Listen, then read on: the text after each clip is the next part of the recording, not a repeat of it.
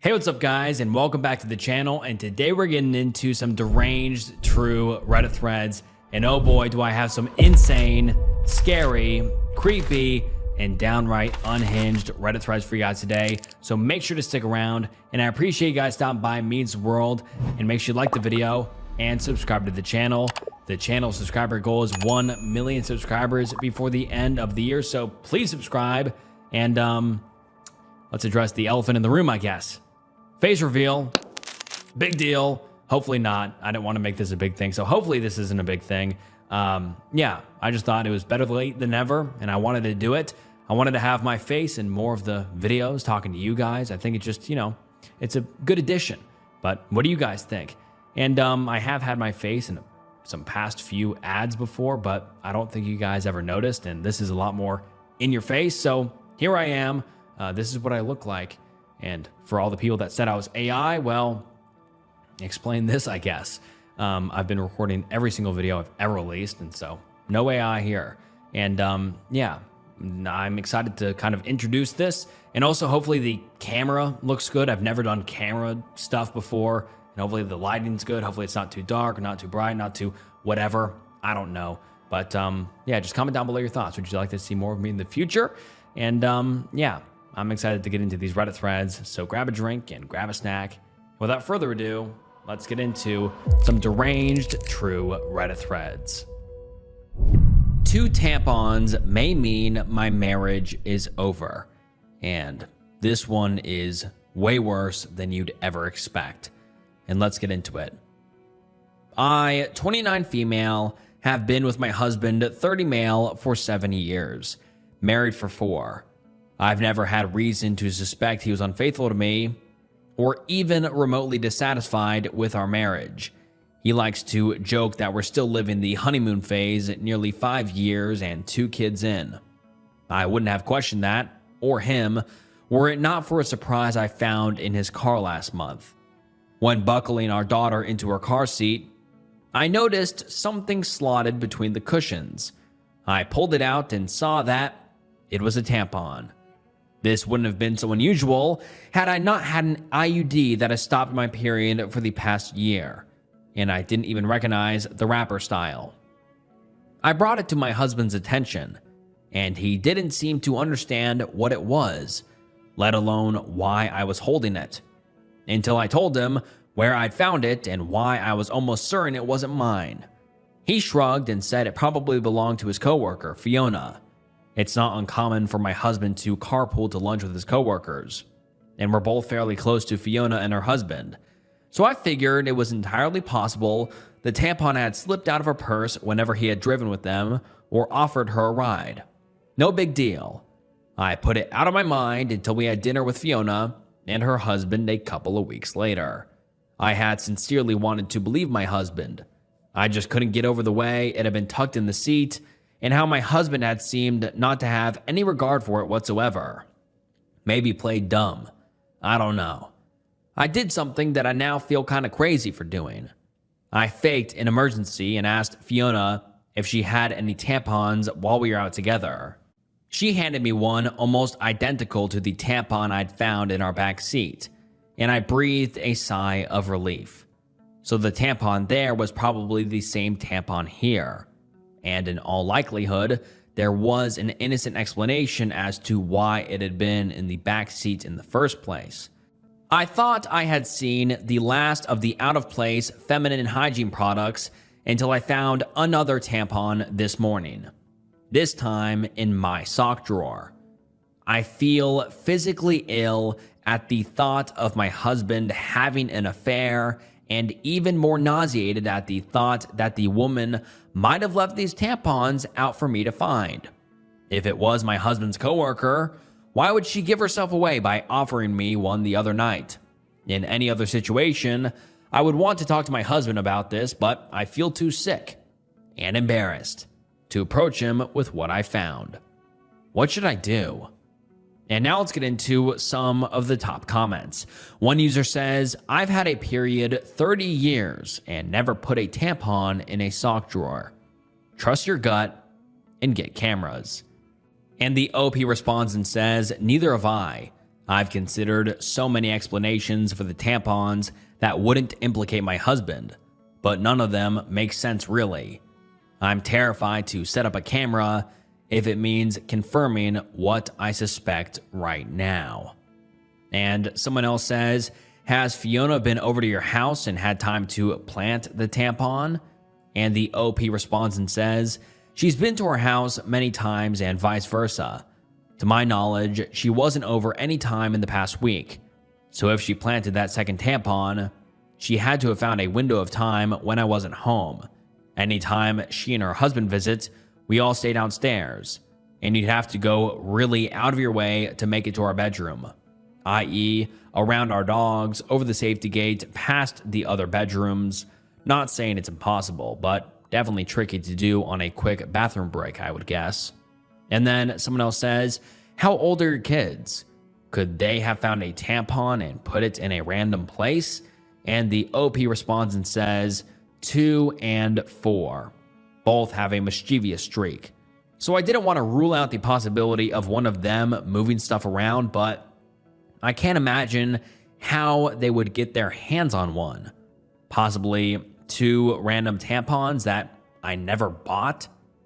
And then we get an update post 18 days later, and let's get into it. The post reads, contemplating every possible source of 2 tampons has been my personal hell for the past 2 weeks. But I wanted to share an update. Shortly after posting on here, I told my sister what had happened. The tampon in the back seat and the sock drawer, my husband's cluelessness, the tampon from Fiona, and all the things I suspected but didn't want to believe. We compared tampons, save for the backseat one I had already discarded, and they were a match, just in different absorbencies. I hadn't left either in a place where my husband or daughters would have found them and moved them around. My daughters didn't know what they were or where they had come from. My sister was convinced it was Fiona, either having intimacy with my husband, effing with me, or both. Direct confrontation of either party still seemed like a bad idea, so she suggested inviting Fiona and her husband over for a Labor Day barbecue. Unfortunately, they already had plans. My sister and I agreed that it was too soon for cameras without any other evidence, so it was just a waiting game from there. Watching my husband for any changed behavior, there was none. Our house for any misplaced/foreign items, there were none. And even the girls for any new friends they might have met. My sister's husband was adamant on the last point, and partly why he was inclined to believe that the tampons were harmless. If anything had been happening in or around our home, he said it would be nearly impossible to keep it from me and the girls, since my husband was the one taking them to and from daycare and most other activities during the week. I felt a good bit of consolation from that. It wasn't until my youngest daughter, 2 years old, came down with something last week that I felt any differently.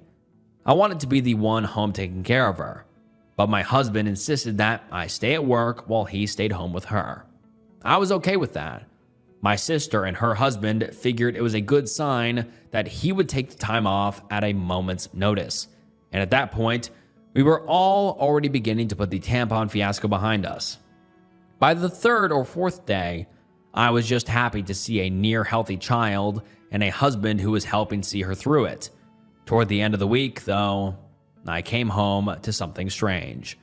The toddler that I'd left that morning in an old PJ set was now dressed in a onesie I had never seen before, with a tiny clip in her hair.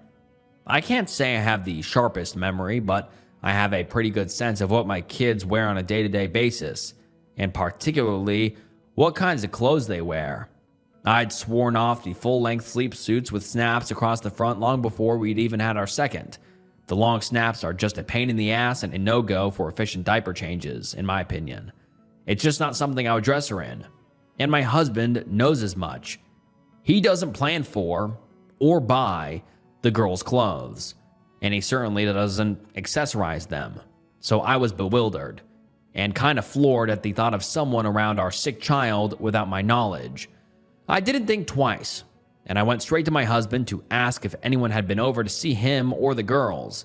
He seemed confused, like before, and asked me why I would think that. It had just been him and the kids all day long.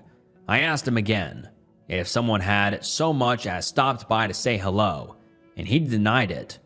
He told me to calm down. I might have lashed out and come forward with the accusations right then and there, but our older daughter was in the room, and she sensed something was up. In a calmer voice, I asked him a third time if anyone had been around our children, and my husband swore that the girls hadn't been around anyone but him. He also denied buying new clothes or doing anyone's hair. With our daughter in the room and my emotions all over the place, I decided to leave it. I couldn't make sense of it then, and it hardly seems clearer now, after I've driven myself half crazy with explanations that aren't adding up. And the OP adds some more context in the comments, and let's get into it. The OP says, to answer a couple of questions, my 2-year-old can only string together a couple of words at a time, and when I ask her about her time with daddy or her clothes/bow, she answers based on the cues I give her. Example, who gave you that pretty bow? And she repeats pretty bow back to me, or mama/daddy over and over. My older daughter, almost 4, was at daycare that morning, and she can't recall anything different from that day. Doesn't remember the PJ change or the hair clip, so my guess is she was changed sometime that morning, but I'm not totally sure. I have a 45-minute commute to work, so stopping by for lunch isn't really feasible. My sister has been kind enough to leave work and drive past a few times here and there, and she hasn't seen anything out of the ordinary. We have a Ring camera at the front door, and I have got the app on my phone with notifications on. Nothing there yet. If anyone has recommendations for more discreet surveillance, I would be open to it. I'm just the least tech-savvy person, and worry another camera will be easy to detect. And yes, we get our carbon monoxide detectors tested regularly. And now let's get into some other comments. One user says, is it possible one of her hair clips came from daycare? And the OP responds and says, I could see the hair clip being a possibility, but less likely on the onesie. My younger daughter hasn't been to daycare in days, and if either of them had returned with something like that before, I would have noticed, especially since it was the kind of onesie I hate with a passion, lol. And some people comment that they can't wait to find out the ending to this saga, and the OP responds and says, my money's on the Hollywood horror ending. Hopefully dreamed up the dogs too, so I can finally stop picking up their imaginary shits and whatnot. And then we get an update 16 days later, and let's get into the update. It reads, after nearly losing my mind over a hair clip and a onesie, I realized I wasn't getting anywhere with the accusations and half-baked guesswork. I'd gotten so absorbed in the paranoia and misery of my situation that I wasn't sleeping, eating, or caring for my kids the way I should have been, and I wasn't getting any answers. So I decided to finally buy the cameras and have them shipped to my sister's house, with my brother-in-law agreeing to help with the install/setup over at mine. Before the cameras were ever delivered though, I got my long-awaited confirmation last week. A Ring notification had alerted me to motion at the front door while I was at work. Half expecting to see a delivery person, pet, or lawn care salesman for the 15th time, you can only imagine my surprise when I saw a clip of a young woman leading my daughter into the house hand in hand, with my husband and other daughter close behind them. The girls were supposed to be in daycare and my husband at work. The woman, as far as I knew, was living 2 states away with a court order keeping her there. I immediately called my husband to ask him what was this woman doing in our house. He didn't answer, so I texted it to him. Even in his stupidity, he probably realized he had messed up by going through the front door, knew I had gotten the Ring notification, and wanted to delay the inevitable. By the 5th or 6th subsequent call, though, he did pick up. The woman on the camera was my husband's sister. As I would come to find out later, she was the likely source of both tampons, the onesie, and the bow. She is also a registered SO. and a recovering addict who spent the better part of her adolescence and young adulthood coercing the silence of another one of my husband's family members after she had violated them. I hadn't seen or heard from her in years, and from the way my husband talked about her, I didn't expect I ever would. But here she was in our house with our children. Suffice to say, I was livid. It wasn't an affair at all, and still somehow infinitely more disgusting knowing who it was and why all of this has been happening. Apparently, my sister-in-law, fresh off another stint in rehab, had wanted to reconnect and make amends with people she'd hurt, and my husband was high on that list. My husband didn't want me to know, or worse, try and keep her family, our children, away from her. So they'd been meeting in secret, often at our house while I was at work. They would enter through the garage in my husband's car so the Ring camera at the front door wouldn't tip me off. She spent the night on a weekend I had been on a business trip and slept in our bed. She babysat our girls on a night my husband told me he had dropped them off at his parents'. She bought the girls' clothes and dressed my youngest in the onesie and bow that my husband had promised on his life I had dressed her myself. My husband swore this was all in my head. The tampons, the onesie, the bow, and all the rest.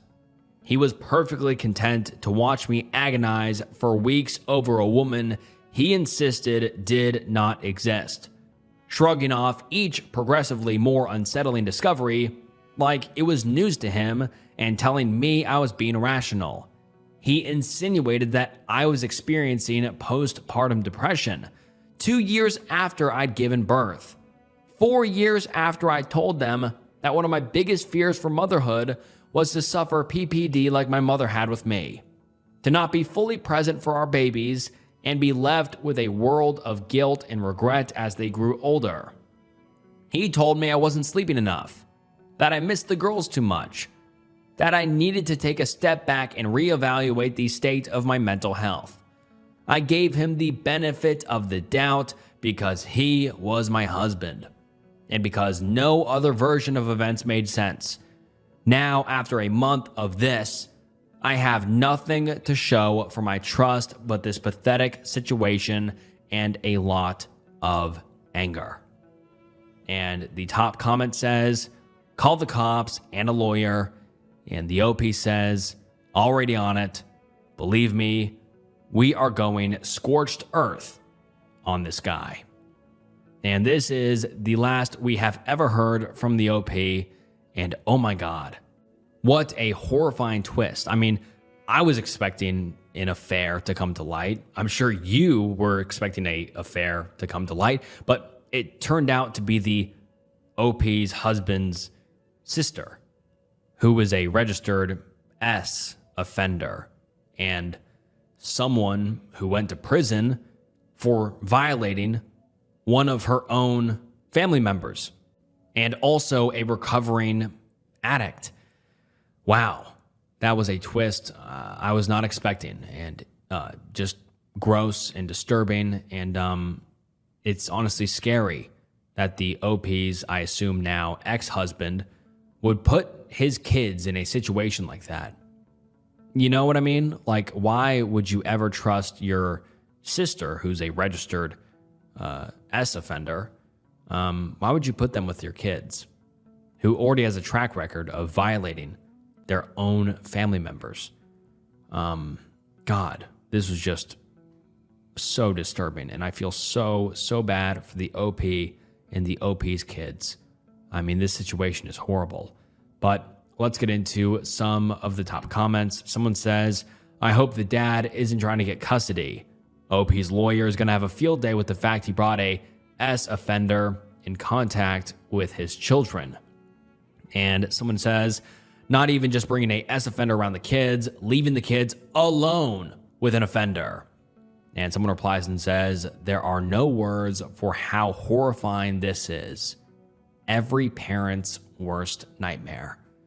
And they couldn't have said it better. This truly is every parent's worst nightmare.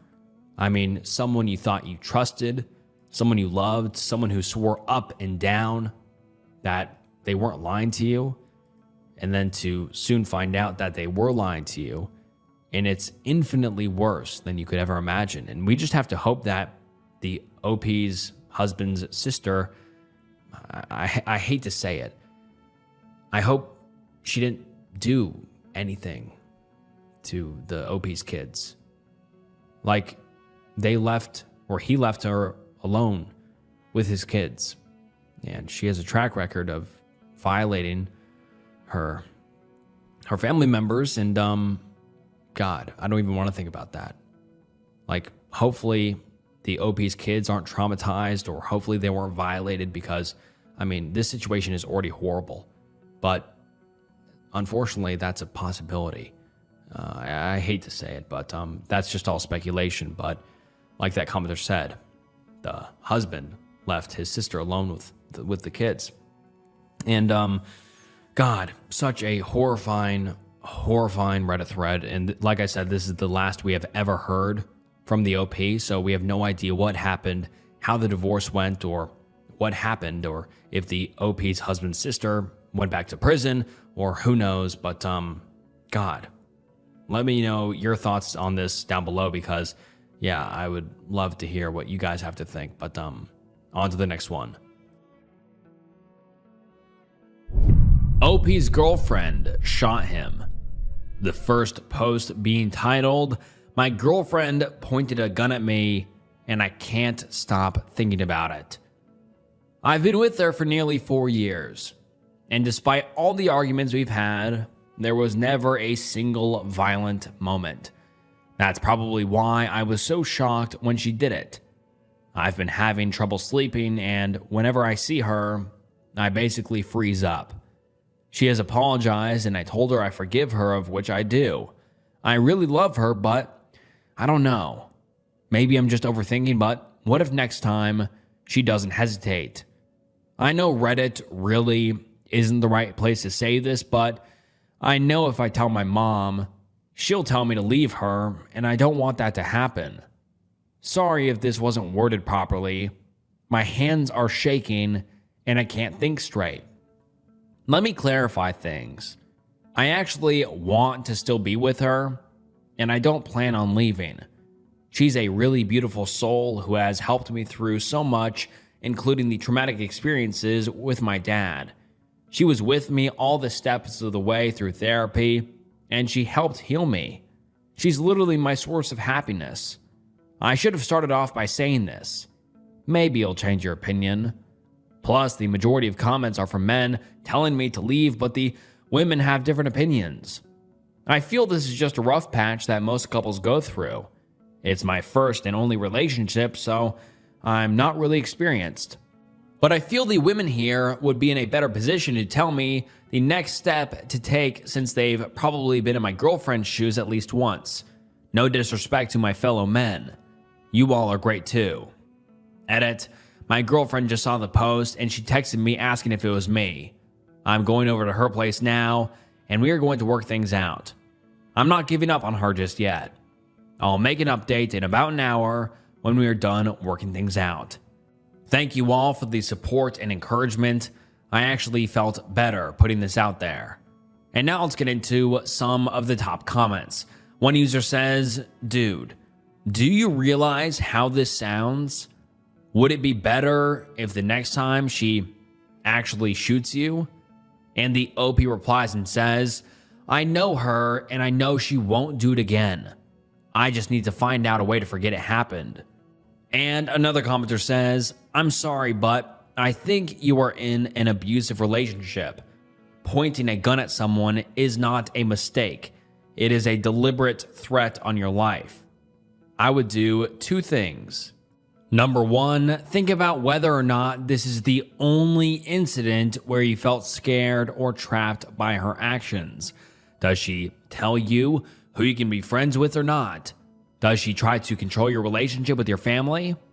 Number 2, take a little bit of time and read several other threads on Reddit of people posting about their significant others abusing them, and see if the way you are reacting is comparable.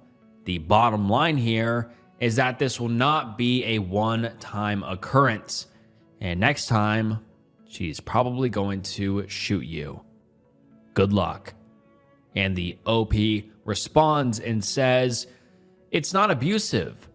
Everyone is blowing it out of proportion. It was just a one-time incident." And guess what?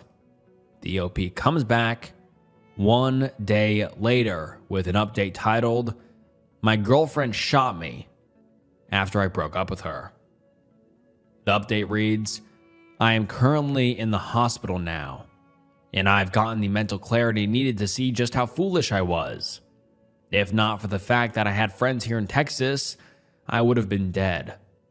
I'm just lucky to be alive." This is an update from the previous post. And now let's get into some of the top comments. One user says, "Please tell me she is facing legal consequences."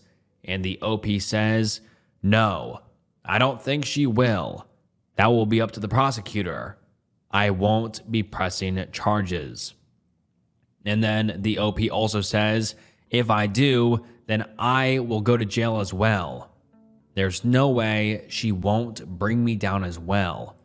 And that makes me think, did the OP do anything drastic before the OP's girlfriend shot him? I mean, like, why would you not press charges? And why would you go to jail as well if you are completely innocent? So that makes me wonder, did the OP do anything, that warranted being shot? Like possibly, making her feel threatened or whatever? I don't know. That is, that's concerning. But then someone actually responds and says, "The fuck did you do that you'd go to jail for her literally shooting you? Bruh." And basically everyone says, please press charges, and people want the OP to elaborate. And this is a wild thread. And someone else says, "So based off your comments, it sounds like there is way more to the story. You say you'll go to jail to do, was she protecting herself? We clearly aren't getting the whole story. No one is just totally cool with being shot, not wanting the person to get consequences." And then the OP gives us an update the day after, and it reads as follows. The OP says, "I grew up in a terrible household. My dad would come home drunk and beat up my mom for sport. I have never been so scared of anyone like that in my life. He made me watch and told me that's how a man does it. Some nights I'll stay awake hearing my mom cry as he R-words her. He never allowed me to go out, and my mom was the only one who homeschooled me to the best of her abilities. Sadly, my dad passed away due to some medical reasons, and I was finally able to go out now that he is gone. That was when I realized just how damaged I was. I had extreme social anxiety, and I didn't have any degree. I started doing some work for money, and that was when I met my ex. My mom started becoming a bit violent after my dad passed away because of the burden of providing for the family. So I stayed with my ex. She helped me overcome my anxiety. She paid for courses online and put me through anything I didn't understand. She bought books for me on how to read and gave me an education.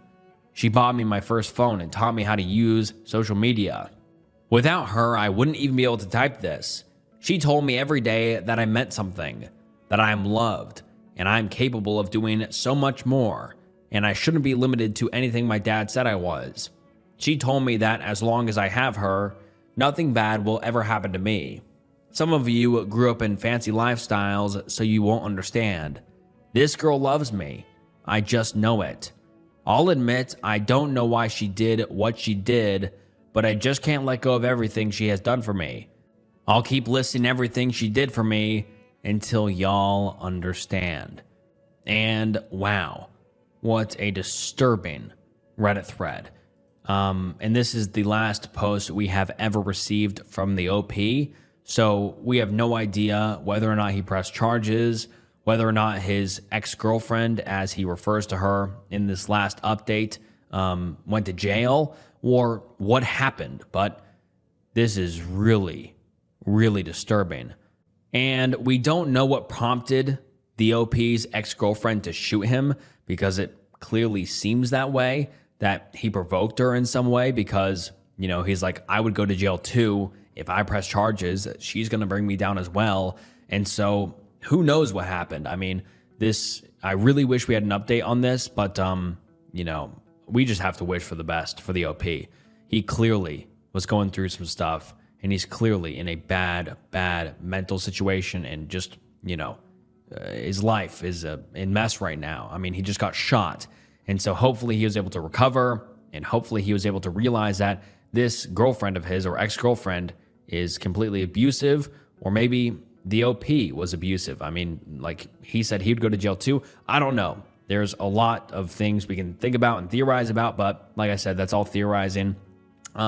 Nothing substantiated on if he did anything to her. But I just want to hear what you guys have to think. I mean, this was a extremely disturbing post, but yeah, wow. On to the next one. My stepdaughter died 4 weeks ago, and I caught my husband and his ex-wife in our bed. My stepdaughter Becca, who was a teenager, died 4 weeks ago. I have been in her life since she was very young. We were extremely close. My husband Derek, 40 male, his ex-wife Sam, 38 female, and I, 35 female, get along very well. There has never been an issue in the 7 years that I've been with Derek. Sam has always been kind to me. She didn't even care that Becca called me mom too. Right after Becca's passing, Sam had so much anxiety and depression that she was unable to be by herself. She has no family besides us, so we invited her to stay with us. Sam hardly leaves the house. She mostly just sleeps in Becca's room, which is completely understandable. I always tell her that I'm here if she needs me, and that I want her to take time with grieving, and that there is no pressure to go back to her home. Today, I needed to run some errands, so I asked Sam if she'd like to join me to get out of the house a little bit. But she declined and said she'd rather just stay at home and sleep. I told Derek that I was leaving and that I would be back in 2-ish hours. He works from home. I also told him to check on Sam every once in a while, and maybe try getting her to eat something. After stopping at the post office, I realized I forgot my library book that I needed to return, so I went back home to get it. As soon as I walked in the door, I heard moaning coming from mine and Derek's bedroom. I immediately knew what was happening, and my heart completely broke in that moment. I wasn't completely sure what to do, but I ended up deciding to confront them. So I walked to the bedroom and opened the door and began yelling at them both. Sam started having an anxiety attack and ran to the bathroom, while Derek kept apologizing profusely. I asked him what the hell was happening. He told me that he made himself and Sam some lunch, and they began talking about Becca and shared some memories. And then Sam ended up kissing him, and he didn't pull back. And then it ended with them in our bed. They're begging me to understand that it was just grief that caused them to become intimate, and that they both made a mistake. I don't know what to do. I love this man, and I love Sam. I am heartbroken that they did this to me and put me in this position. I feel so stuck. And now let's get into some of the top comments. One user says, that would be a hard no for me. I understand grieving, but how is this excusing cheating? What happens next time he is sad? Edit. I misspoke when I said sad. Obviously, this is something beyond devastating. I still don't think it can be used as an excuse. And the OP responded and said, I don't want to excuse his cheating. I think I want to divorce him, but I'm anxious about doing it right after we lost Becca. Another user says, probably together. Do you both own the home? If it's in your name, change the locks. Stay strong and don't listen to his excuses. I'm so sorry this happened to you during such a difficult time. And the OP responded and said, exactly what I was thinking if I'm being honest. And yes, we both own it. When I told him to leave, he kept saying sorry and then said that he would leave and respect me wanting him gone for a while. Another user says, "Are you seeing a therapist perhaps? You're dealing with a lot right now. It might be useful." And the OP responded and said, "Yes, I am in therapy. I've been with my therapist for other things for the last 3 years. She has been very helpful. I saw her yesterday and was able to figure some things out." And then we get an update the next day, and it says, "I posted an update to r/true off my chest, but didn't realize there was an update rule, so it was removed. I figured I'd post an update to my profile for those that follow me. I decided that I am going to file for divorce. I can't ever trust Derek again. It sucks because we had an amazing relationship, I thought. He's always been great, so this was a complete shock to me. Last night, Derek came over to talk. He confessed to a lot. Turns out it wasn't their first time having intimacy like most people thought. They've been having intimacy since 3 months before Becca died. I am completely shocked and heartbroken. Sam also reached out last night and thanked me for everything I've done for her, and told me she was sorry. I didn't respond. I blocked her. I did so much for Sam and considered her a friend, so this hurts a lot, more than I can handle. This is all too much. As hard as this is going to be, I need to leave Derek and cut them both out of my life. I am ready to do so. I am done. Also, some people are saying I deserve this because I should have known better than to let Sam into our home around Derek, but you need to understand that I'm a giving person. I trust people more than I should. I truly thought Sam was an amazing person. I know it's unusual to become friends with your husband's ex-wife, but it's just how it went for us, and I shouldn't be blamed for what happened. Thank you to everyone who commented nice things and for the kind messages. You've all been helpful during this insanely difficult time. I appreciate it. And now let's get into some of the top comments. One user says, "Out of curiosity, what are his excuses for cheating? Those two are going to be in a world of hurt once the guilt settles in. They are going to be asking themselves why it had to be Becca, and will eventually come to the conclusion that it's their punishment for what they've done to you. I can pretty much guarantee you that." And the OP responds and says, "He told me that they just accidentally reconnected one night when I was away at my mom's. He was stressed we weren't conceiving and were having miscarriages. So he then vented to Sam. And then somehow that led to intimacy. It seems so icky to me. How can he vent about our struggles like that and then go and have intimacy with Sam? It's just awful of him. I don't understand it." And another user says, "I'm so sorry. You did nothing to deserve this. Not now and not 3 months ago when it all started. I thought that this wasn't the first time, but 3 months is terrible. I will never understand the reasoning behind a person who cheats. I thought I saw you comment that your mom is coming to be with you. I hope she just gives you the biggest hug. You just need people who love you to be around you right now. I'm so sorry that you lost Becca, and now you don't even have Derek to grieve with. It's all just a horrible thing. I really hope you can find a good lawyer to help you with everything, so that at least that piece is something you can see progress in." And the OP responds and says, "Thank you so much. I'm so glad my mom is able to stay with me for a while. And I have lots of friends that have been coming by to check in on me too. All this sucks, but it's definitely shown me that I'm cared for and loved." And then the OP gives us an update 2 days later, and let's get into it. It reads, "I'm getting lots of questions about some things, so I figured I'd answer a few of them. Have I told anyone about what happened besides my mom? Yes, I told a few friends and some family members. Most of them are supportive of my decision and aren't speaking to Derek. Where is Derek staying? Currently, he's staying at a hotel. Our friends refuse to let him stay with him. He's lost a lot of people due to his awful decisions. Has he tried fighting me on getting a divorce? Yes, he begged me not to file for divorce. But when I told him I needed him to just let me go, and that I was just too exhausted to fight him on this, He let it be and agreed to get in a divorce. Why isn't Derek staying with Sam? He told me he didn't want to continue to hurt me, so he told Sam he was done with her for good, and that they have no reason to speak to each other anymore. I have no idea if that'll last and if they'll just end up together. But I truly don't care what they do anymore. I just want peace. What was Derek's excuse for cheating?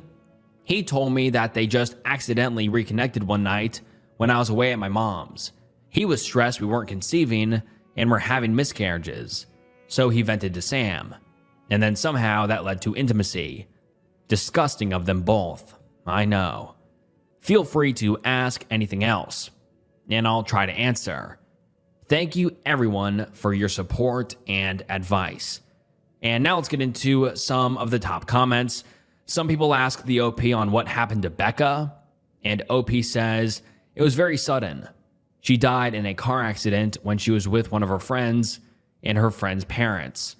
And then some people ask the OP on her husband's parents being supportive or not, and if they know about his cheating.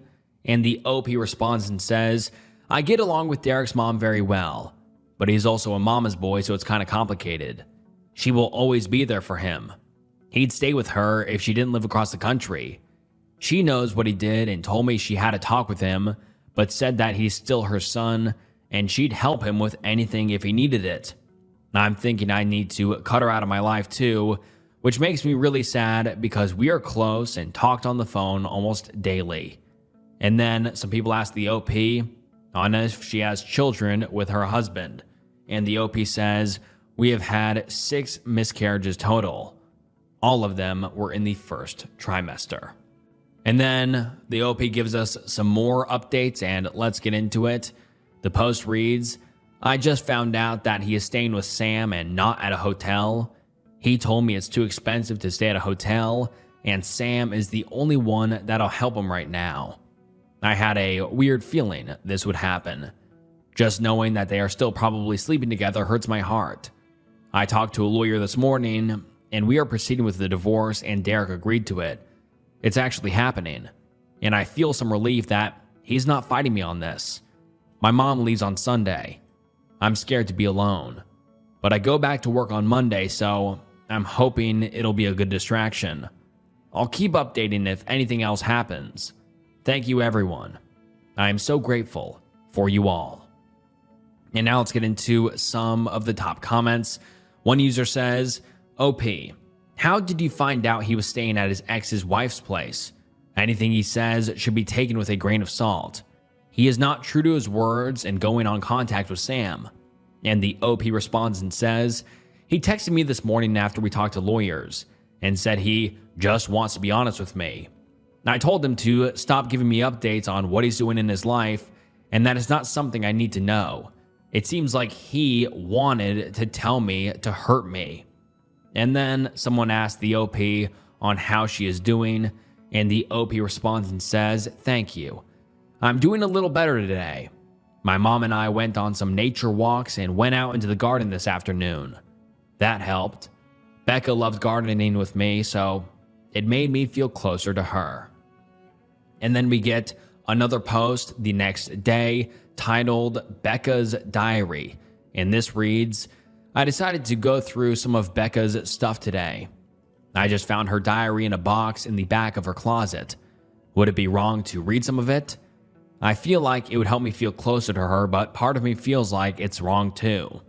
I haven't told Derek that I found it either, and I'm unsure if I should tell him. What would you do? And now let's get into some of the top comments. One person asked the OP on if she was closer with Becca prior to her sudden passing, and the OP says, Becca and I were very close. It felt like she told me anything and everything, but I honestly think all parents feel that way about their kids, so I'm kind of nervous to read it. And then we get another update 4 days later, and let's get into it. It reads, I figured it's been a few days, so I should give a little update.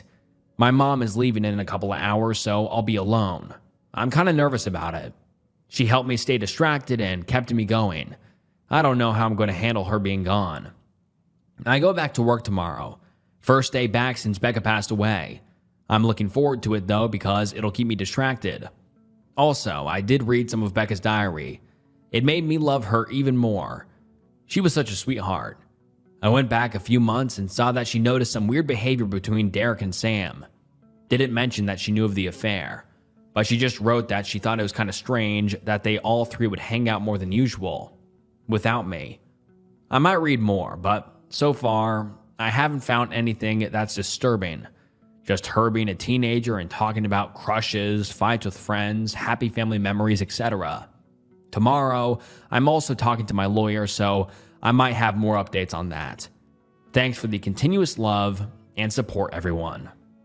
And then the OP comes back a week later with an update titled Last Update for a While, and let's get into it. The post reads, I started randomly getting a lot more messages/comments, so I figured I'd do another little last update. My first week back at work went great. I wasn't expecting it to go so well, but thankfully it did. My coworkers were so helpful and patient with me. On Friday night, I decided I didn't want to stay home all weekend alone, so I decided to drive up to my mom's. It helps I have a 3-day weekend so I can spend more time with her. I'm heading back home tomorrow.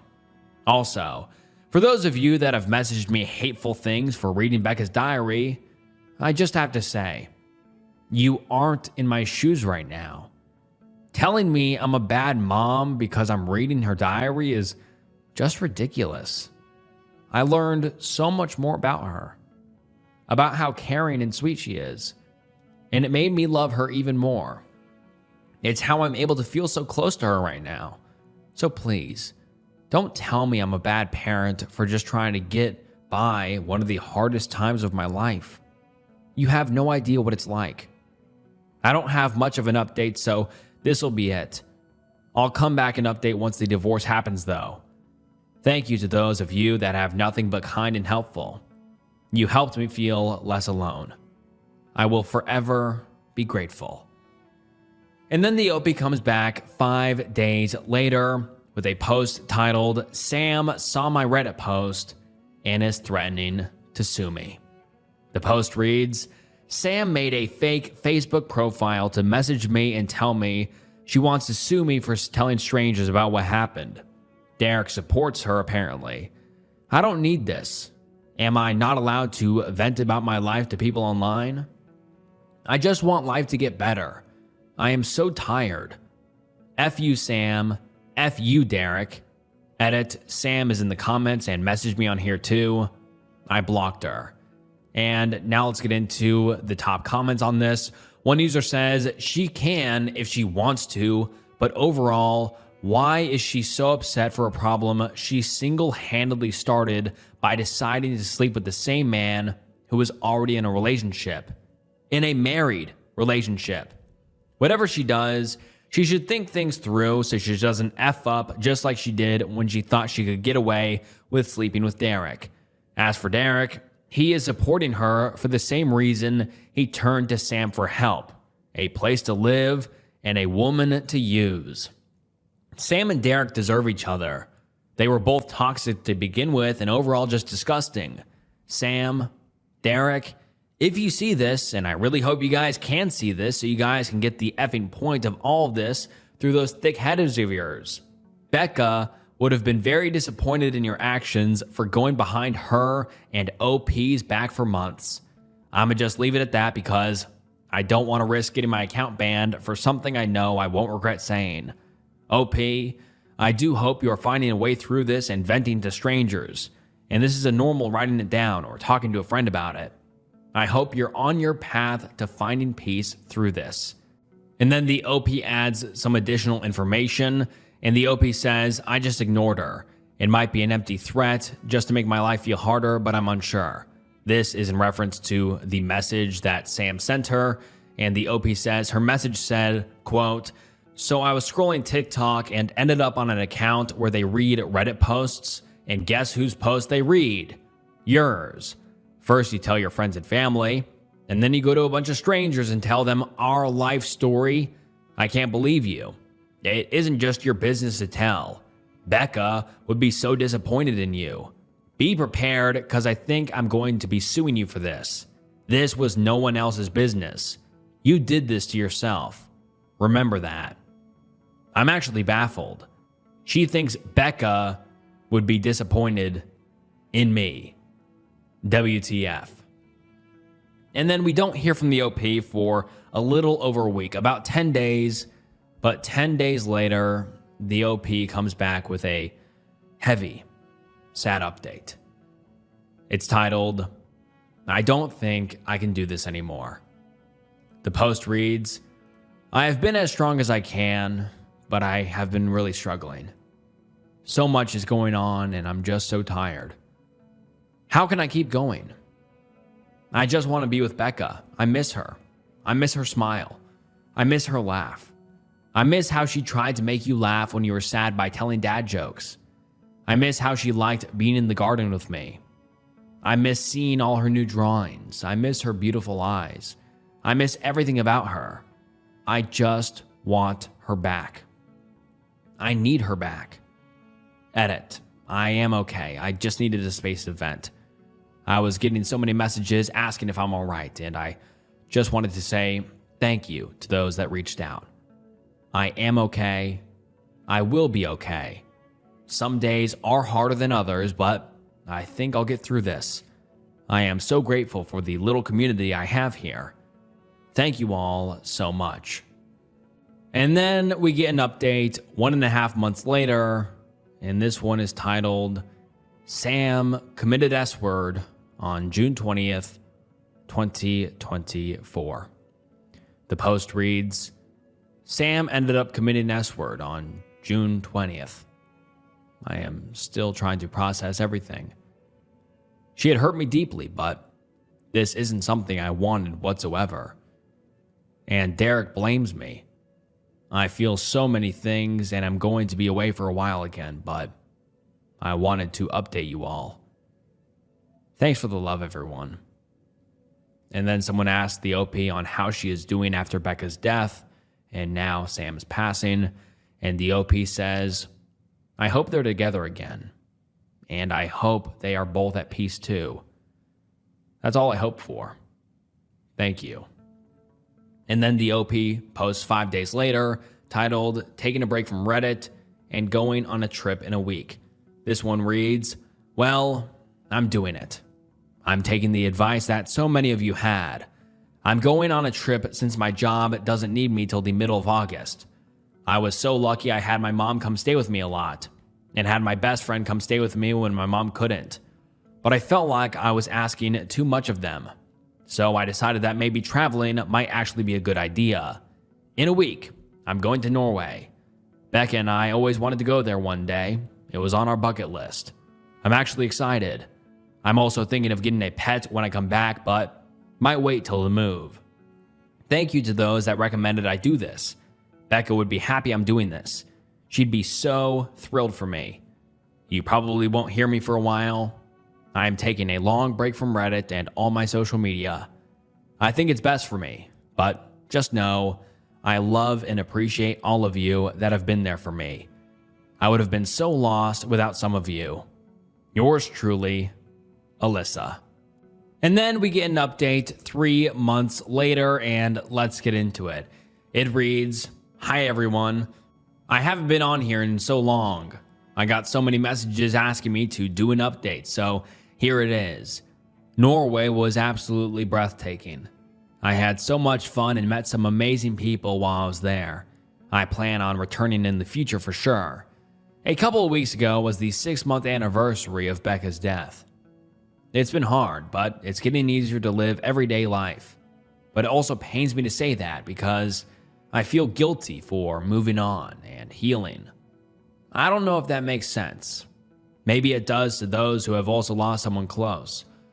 I moved out of Derek and my house a month ago and got myself a cozy little house all to myself. And oh yeah, I got a dog. His name is Charlie, and he's a darling little Cavalier Spaniel. He's been great.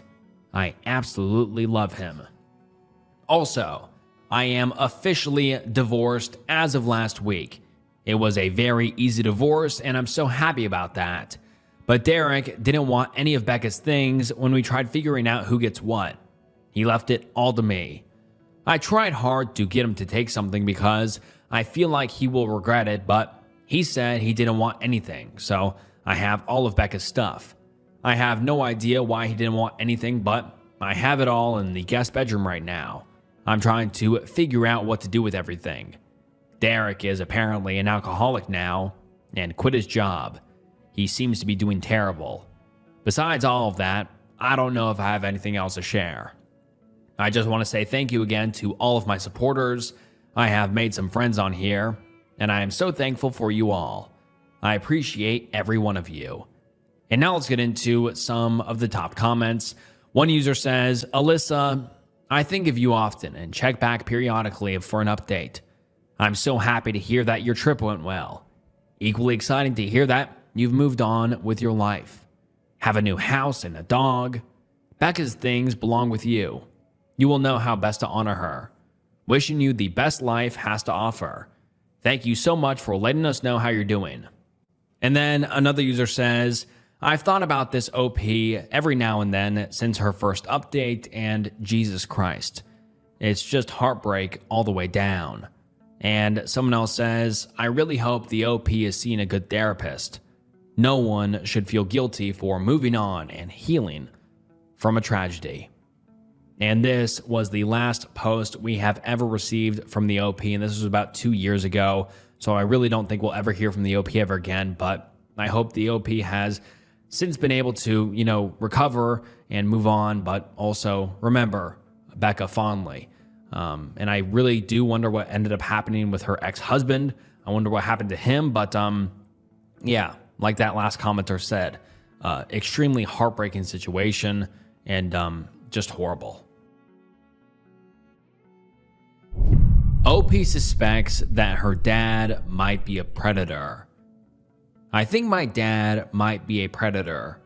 I don't have concrete proof for this, and I haven't told anyone about my suspicions either. Maybe I'm just going crazy, but I can't keep this to myself any longer. I usually live with my mom, but she had to temporarily move in with my grandparents because of Grandpa's health. I've been staying with my dad since last month. I actually don't really know him, and he's kind of an a-hole. He lives with my aunt and my cousins. I don't really know them either, and my cousins are all younger than me, so we don't really spend time together. I noticed that my dad treats my male cousin very differently than he treats my female cousins. He pretty much only pays attention to him and doesn't seem interested in interacting with the girls. It might just be because he's a boy. But I noticed that most of their interactions involved touching of some sort, and that my dad almost always initiated it. I also caught him watching my cousin on multiple occasions, which isn't anything weird, but the look on his face was making me a bit uncomfortable. My cousin often wants my dad to play in his room with him, and they usually always close the door. A few days ago, I was walking past my cousin's room and heard my dad telling my cousin that he would show him something soon, but that he has to promise not to tell anyone. The way he was saying it just gave me the ick. I really want to tell my aunt about this, but I've only been here for a little over a month. What if that's just how they normally interact and there's nothing bad going on? Maybe I'm just reading everything wrong, but I'm just getting a bad vibe about it. And now let's get into some of the top comments. One user says, well, how old is your cousin? And the OP responds and says, he's very, very young, and his sisters are equally young, and I am a teenager. And then we get an update 2 days later that's titled, My Dad is a Predator. And let's get into it. Hey everyone, I made a post on Sunday evening about my dad's strange behavior towards my young cousin. After I got home from school on Monday, I called my mom and told her everything I had noticed. She asked to speak to my aunt. I don't know the details of that conversation, but they talked for almost an hour. Afterwards, my aunt just handed me back my phone and went upstairs. I didn't follow her, but she came down about half an hour later with my cousins. He was crying uncontrollably, and she looked close to tears as well. She sat him down on the couch and asked if I could watch him. She went upstairs again while I tried to calm down my cousin. She came back with my dad's laptop and a box. Then she called the police. When my dad came home from work, they arrested him. They confiscated a few more things and asked us to give us our statements. We went to the station this morning to give a more detailed statement. There was a social worker who tried to speak to my cousin, but he refused to talk to her. He hasn't said anything at all since yesterday, and my aunt has been discussing different therapist options with the social worker. I think the worst part about this whole situation is that my aunt and my mom already knew what my dad was like. When we got home, I asked my aunt how she found the evidence in my dad's room so fast, and she confessed that she'd known he had it all along, but he had promised her to stay away from her children. I also called my mom again to give her an update, and she said she found the pictures on my dad's laptop shortly after I was born, which is the reason they broke up. On the bright side, my grandpa is doing much better, so she and I can move back home soon. And this is the last update we have ever heard from the OP. And now let's get into some of the top comments. One user says, "I'm baffled. Both aunt and her mom knew he was a predator and thought somehow their kids were still safe with the guy. Like, of course he won't say he will do damage to his niece or nephew. I bet if someone asked him if he was a predator, he would say no to that too. Did they seriously expect him to be trustworthy? Sheesh." And then someone responds and says, "Because it's an ignorable problem as long as it doesn't affect them. Notice how fast they acted the minute it did in fact start to affect them." And someone else says, "Those parents are an absolute disgrace. I know my reactions are strong as a survivor, but that father is just filth. That poor kid. The adults failed them." And someone else says, "My father was a predator. My mother knew that going into marriage and having kids with him. Just like this mother and aunt. She hid it and let others suffer. They deserve the same punishment as him." Am I the asshole for yelling at and ignoring my girlfriend over a prank? I've 22 male, been with Nicole, 25 female, for a couple of years now. And she's always liked survival stuff and weaponry and all that. I absolutely don't. Really bad experiences with knives when I was younger, and Nicole knows about them. We both love Halloween and usually throw a party and dress up and goof around, cook up pumpkin seeds and watch movies. Anyway, the point is Nicole loves doing tricks with her knives, like 5-finger fillet, flicking it open and closed, twirling it, etc. And she'll do it when we're watching a show or movie together, forgetting that I've asked her please not to. Or she'll buy a new one and show it off, asking if I wanted to give it first bite, and pout when I say no. 2 days ago, she was playing with it again, and I asked her why she keeps forgetting, and she said, "Wow, okay, don't insult my intelligence again." And then that it was just a knife and therefore not a big deal, and therefore not that important to remember. After that, she put away the knife and we continued to have an okay night. But I was on edge and jumpy whenever she touched me. Yesterday, she called me into the kitchen. Only she was playing 5-finger fillet, and I startled her and she messed up. Badly. I lost my cool, screamed my head off, tried shouting what I knew about first aid at her while I raced to grab my phone, complete panic, dialing 911, only for her to start laughing and show me that it was a prank involving red food dye and a carrot. She had a nice laugh about how I would have known it was a joke if I wasn't so squeamish about knives, that it's proof I need to get more comfortable, that anyone with passing knowledge knows that it doesn't look like that when something like that happens. She kept explaining how she did it, how she practiced, how she could show me, but I didn't even answer her. It was like my head was underwater and my heart was beating out of my chest.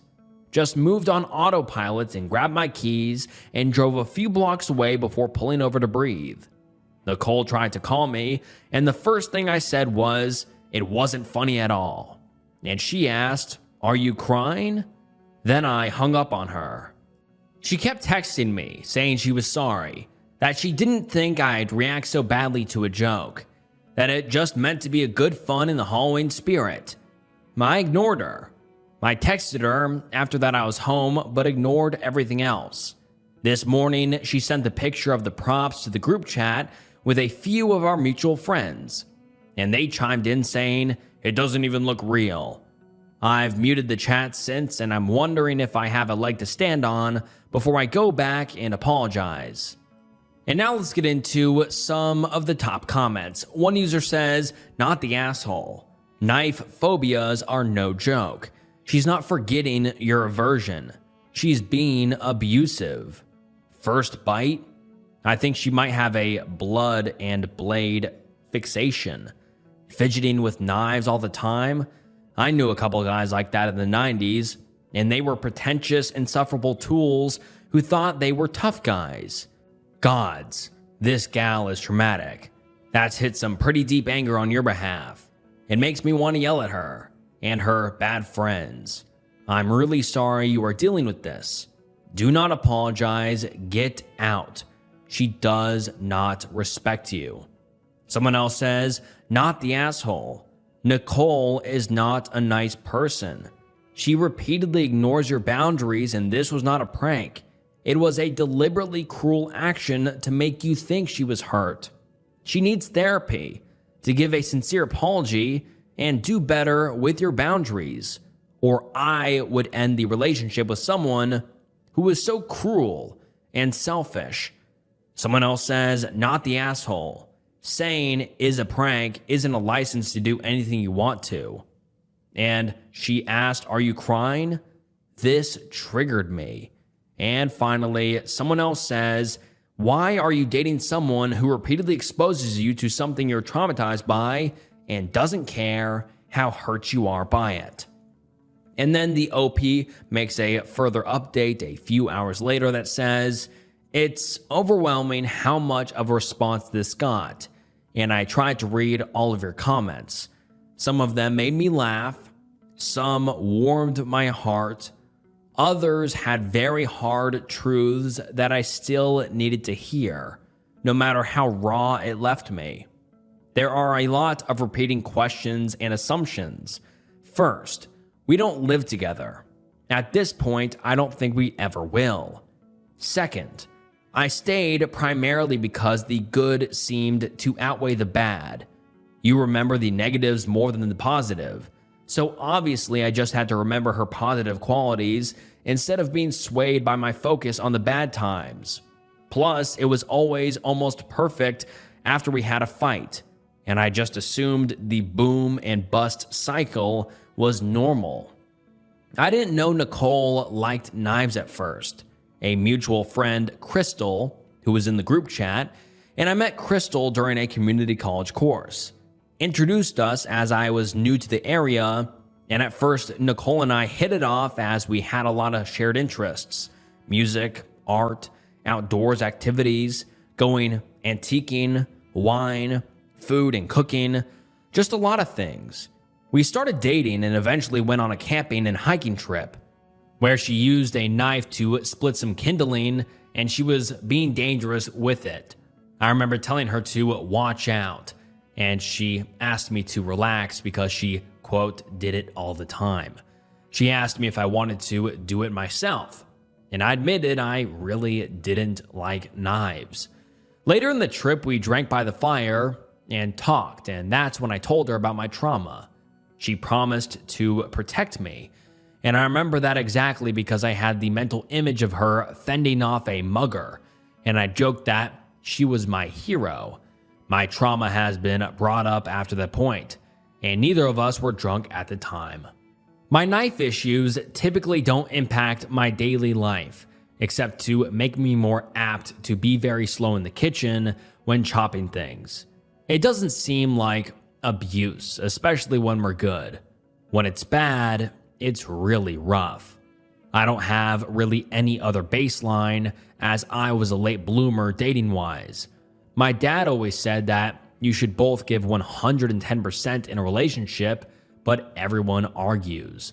I thought working through the rough patches was normal.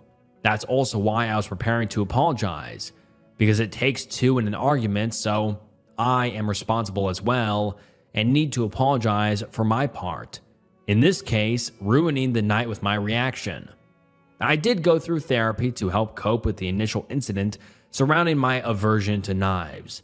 I was a lot worse when it happened, to the extent where I couldn't have anyone point the knife in the direction of any other living being, or certain songs on the radio that were playing at the time, or certain smells. I've made progress, but clearly not enough to stay with her and deal with her fidgeting with the knives. I will admit to backsliding a bit, in that I seem a lot more anxious when I stay the night and can't stay asleep, or having more nightmares, which is why I believed her when she said I was overreacting. Also concerning the fidgeting, it's not a constant thing. Sometimes she'd go weeks without pulling the knife out.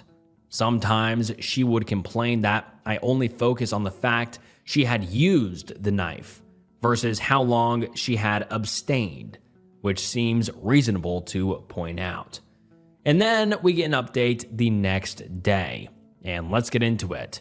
It reads, I have no idea how to go about this, but I don't think this would be appropriate to post an Am I the Asshole per their rules, plus it's really long. So here is an update of sorts to this post. A lot of the conversation is paraphrased with quotes that stuck in my mind. I also kept adding to this as things developed, and I'm running on zero sleep, so I'm sorry if it's not very clear. I did reach out to Nicole again yesterday to talk, and I went with the intention of standing my ground and explaining things so she could understand my side. She greeted me with thanks for gracing me with your presence, and asked if I was here to act my age and talk like an adult. She slammed the door behind me and pointed to the couch so we could discuss things. Nicole opened with my reaction was unreasonable and completely out of line considering the situation. I said that things need to change because that prank wasn't okay at all, and she knows I have issues with knife violence, and I asked, what was funny about the prank? She interrupted me and said that ultimatums aren't part of any relationship. So I said, I don't think this is working out for us. I don't think we're happy together. Nicole froze at first, and I started to explain that the knife thing and our respective stances being so different is not fair to either of us. But she repeatedly asked, so you're going to break up nearly 3 years just because of this? I tried to tell her it was more than just this. It was everything else. It was that she keeps forgetting and triggering me, that she loves playing with them, but it upsets me. But she started talking over me and yelling that apparently I think she's an idiot and that I'm the best actor in the world because she never knew I felt so horrible, and that maybe I should call the cops on her for abuse. She grabbed her cell phone and offered it to me again and again, saying, go on, call. But when I said we just needed to talk, she interrupted with, no, you won't, because you know, I know, we both know, no cop is going to arrest me for a joke. Also, I'm not very tall, 5'9", and she's only 5'6", but she was standing right in front of me while I was seated, so I couldn't get up without moving her. After throwing her phone on the couch next to me, she stormed into the kitchen, shouting that she should get rid of all her knives because I'm so terrified. She threw a few into the sink and then the whole block of knives into the trash, the whole time asking, what about this one? Too sharp? Too scary? When I flinched at the noises, she said, oh, do you feel threatened? How do you think I feel when I have to defend myself against your feelings? Nicole told me to quit crying, that I can't just use tears to manipulate her, and mocked me when I said, please stop. She said she has to walk on eggshells because she has to deal with a boyfriend that can't handle a single joke without running off into the night. It's not hard to not overreact. Literally just think before you go crazy. It's that simple. And that it's ridiculous that a grown man can't handle a knife or a gun, and I refuse to let go of my victimhood because, quote, anyone normal would have gotten over it by now. It's been nearly 9 years. She called me stubborn and childish for picking this hill to die on, that I'm not innocent. It's not fair that I'm allowed to ignore her for hours, but she can't have a little fun. And is my ego really that big? It's sickening that I don't trust her or think she's smart or skilled enough to handle a knife properly, and it's sexist, infantilizing, and insulting. At some point, I said I think I need to go home, and it was like a switch. And she said, please stop crying. I hate when you cry. Joked, I think, because she laughed. I guess hibachi dates are off the table, huh? And I should probably take the knives out of the trash now, shouldn't I? She apologized and said, since it means so much to me, she'll put in more effort. She admitted that I'm such a sensitive guy that if she stopped doing everything that made me uncomfortable, she wouldn't be able to do anything. She pointed that I cried watching My Girl the other day as proof that I'm overly emotional, and it made sense that she thought I would just be in my normal self.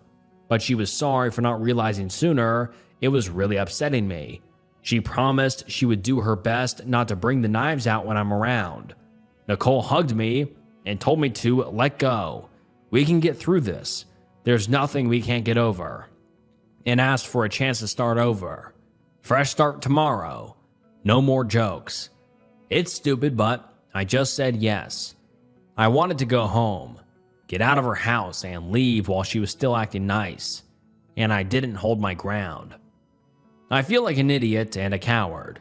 I got home and puked and couldn't get to sleep again. Today, Nicole came and dropped off lunch and coffee for me, gave me a kiss, and said she loved me.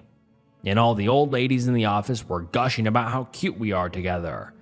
I'm going to reach out to one of the guys I'm closer to and the friend who set us up to find out when Nicole got so into knives, because I remember about 7 to 8 months in, it was shortly after the camping trip, and it was Nicole's birthday that she asked for a specific knife as her present. So, at least then, but I can't really remember there being anything else major before then. I'm going to break up officially with her tomorrow with one of the guys if possible, so I can get my stuff from her place. And let's get into some of the top comments. One user says, OP, that is a completely unstable reaction. Also, her toxic masculinity is over the top, and you do not deserve to be treated that way. I'm so sorry she scared you like that, and that she thought it was okay, and you just overreacted. You did not overreact. Your feelings and trauma associated with them are completely valid, and she sounds like a hateful, unkind person. Please do not go back to her unless someone else is there with you, and stay safe. Sending you hugs. You got this tomorrow. You are a strong person. Someone else says, she is completely unhinged.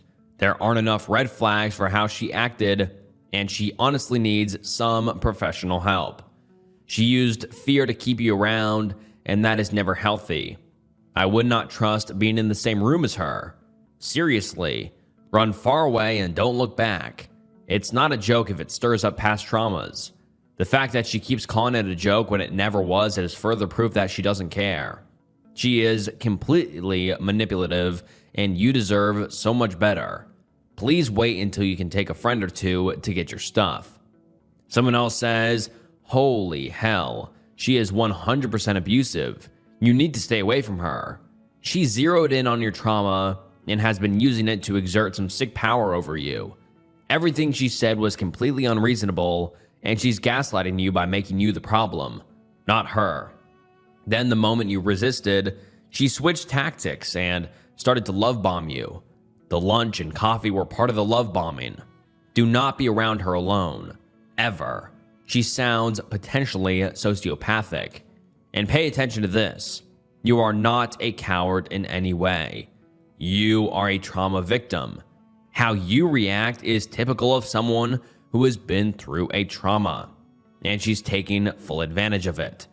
Her standing over you, her words, her tone, her volume, all done on purpose to overwhelm you. She knew how to trigger your response, and she did it all. She is a danger to you. Take care of yourself. And then we don't hear from the OP for a long time. We don't end up hearing from him for about 3 whole years. And when he comes back, it is disturbing. And let's get into update number 2, titled Update Years Later to Am I the Asshole? It reads as follows. There's previous information in my profile concerning a post I made on Am I the Asshole a few years ago. I came to Reddit about my girlfriend and her knife prank. It's been a long while since, and I was uncertain if I could update here or there or whatever. Roll this back over a decade ago for more info. When I was a preteen, we experienced a home invasion that resulted in my mother and dog dying, and left me with a lifelong phobia of knives and anxiety surrounding blood and break-ins. Directly following the break-in, I was unable to handle a knife being pointed at another living creature. My brain caught on to stupid things and connected them to the events and made them into triggers. Mom's perfume, the sound of glass shattering or a door banging open, a song that was playing at the time. Even now, I still hate the song, but at least it doesn't trigger a flashback anymore. Blood on beige carpet featured prominently in my nightmares. I worked extensively with a therapist to process what happened and what I'd seen. Recovery took years of therapy, weeks of inpatient care, medication to help with the nightmares, PTSD, depression, and anxiety. We sold the house as soon as we could. I moved out of state as soon as I could. I kept up with therapy and continued to take my medication. My aversion to knives became somewhat minor in how it had impacted my life. I was careful in the kitchen, and I certainly didn't search out knife-throwing competitions, but it was under control in my daily life. It helped that everything seemed to be coming together. I made new friends. I was balancing work and school. I just met the girl who'd become my first long-term adult girlfriend. I know now it was just the honeymoon phase, but it felt like we were progressing well even once infatuation wore off. We stood together through highs and lows and the mediocre middle ground when there's nothing exciting, just the mundane. I thought that was the marker of a steady relationship, to be able to stick together even after the excitement of a new relationship has faded. We went on a few trips together, driving across state lines to meet her family or flying back to see my dad. One of our trips, we went camping, and my fear of knives got brought up. That led to the break-in getting brought up. She seemed to care at the time, even promising to protect me if something ever happened and offering to help install a camera in my apartment. After the camping trip, I don't know if it was always there and I noticed it more after or what, but she started to be more obviously into knives, practicing tricks in front of me, showing videos to me, starting a collection. She even asked for a knife for her birthday that year, showing me exactly which one she wanted. Before, she was into camping, into guns, which ironically I have zero issues with, and how to forage, make shelter, purify water, basic survival skills, and artillery and tanks. She did multiple courses about military history in college, and busted out the textbook sometimes if she remembered something she thought I would find interesting. But suddenly, it seemed like her focus was on carving and skinning animals, on knife wounds and tricks and collecting and displaying knives.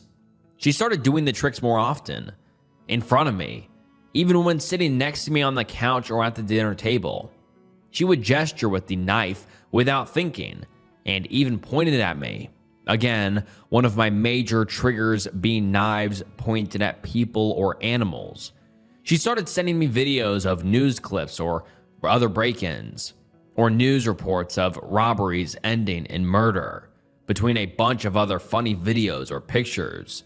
So checking Snapchat became a game of Russian roulette.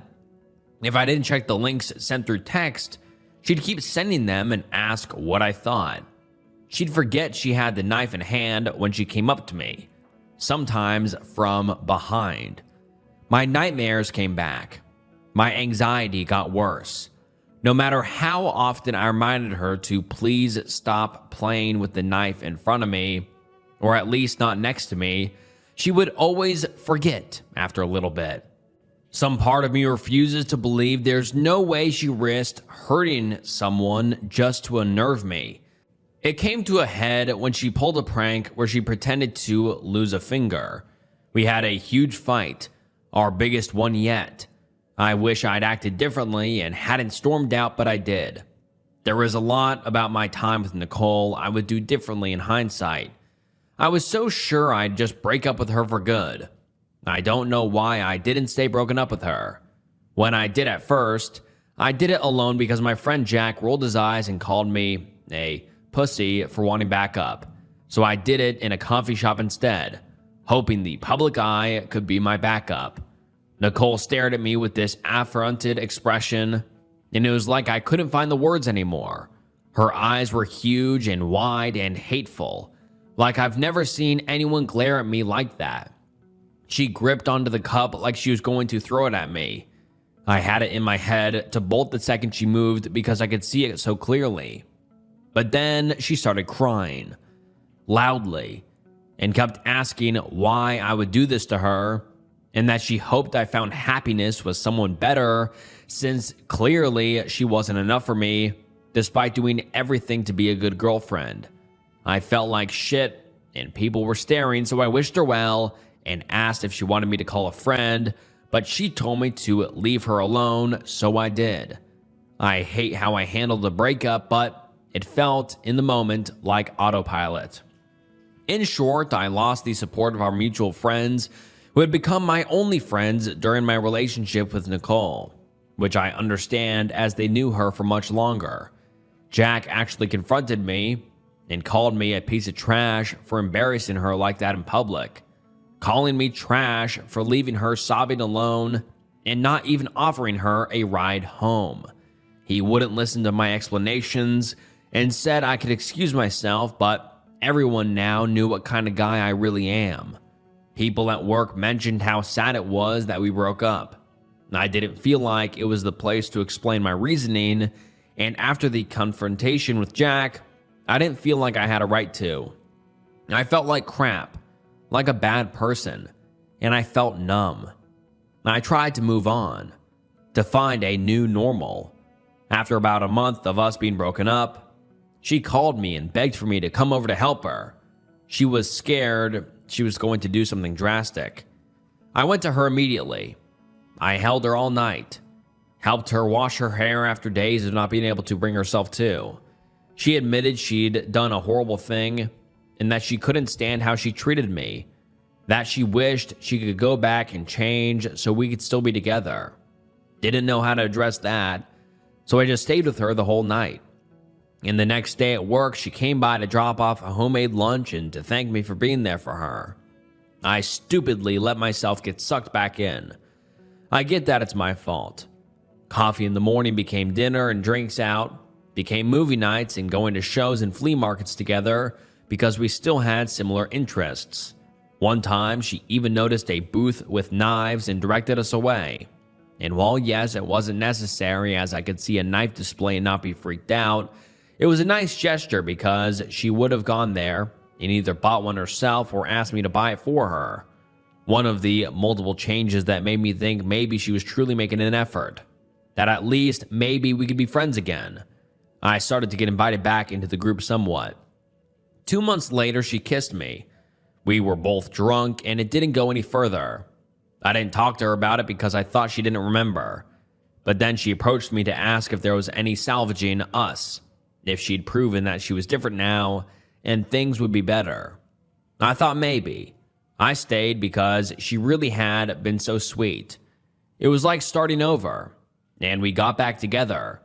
I was permitted back into the group in full, though Crystal had stopped talking to everyone and Jack still refused to talk to me. And while it was awkward at first, soon enough we were acting like we'd never stop being friends for even a minute. It felt so good to go back to normal. It was like a weight off my chest and like I could breathe again. It was nice for a while. She was so careful about the knives thing, and it really did feel so normal and steady. Sure, we had small fights, but we always made up shortly after, and she'd be overwhelmingly loving after the fact. It felt like it was before, so it felt normal. I can't pinpoint when it started to creep back, but maybe when she started watching documentaries on her phone with the sound so high while sitting next to me. Or when she'd poke or grab me while I was cutting up dinner, then laugh at my startled response. Or she'd scoff if I teared up watching or reading something, then tell me later that it was out of fondness, not exasperation, and I really needed to stop reading so much into it.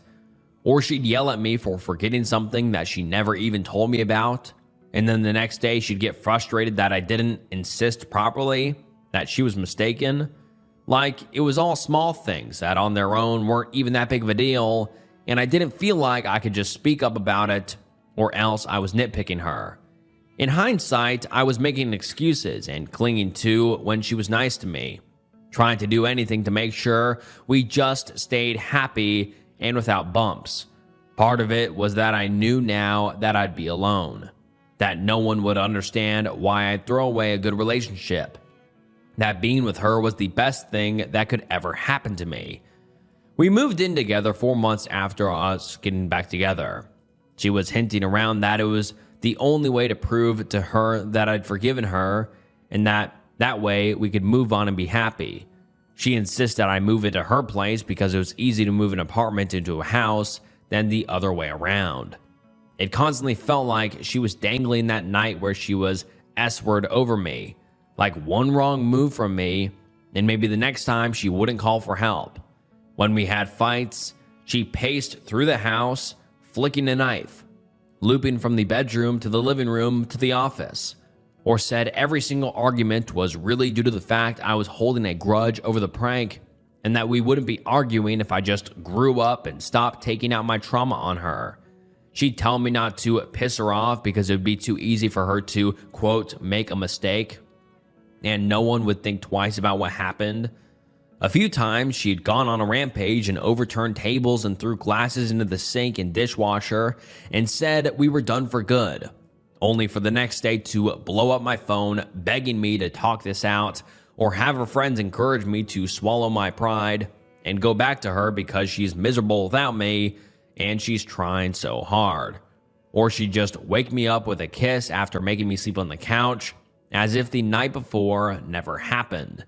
If I asked about the night before, the fight would start all over yet this time. It'd be my fault because she was trying to move on, but I was holding a grudge. The following nearly 10 months were the most terrifying, anxiety-riddled period of my life, and I only had myself to blame. Coming home from work, I puked my guts out more than a few times on the way, just because I didn't want to go back to her. I felt trapped. She threw away the blanket my mother had knitted me for my crib because it was dirty. It wasn't dirty. It was a knit blanket that had been repaired repeatedly and hand-washed frequently. So she'd accidentally put it through the wash and destroyed it, then bought a completely different throw blanket as a replacement, and got mad when I didn't consider the matter resolved. She pulled another prank, this time with a fake positive pregnancy test, and berated me for not being overjoyed because I immediately started panicking about the cost, bringing up a child in our dysfunction, and handling the stress, rather than being excited. I feel like she wanted me to be happy so that she could crush my joy, and so was angry that I didn't play to her expectation.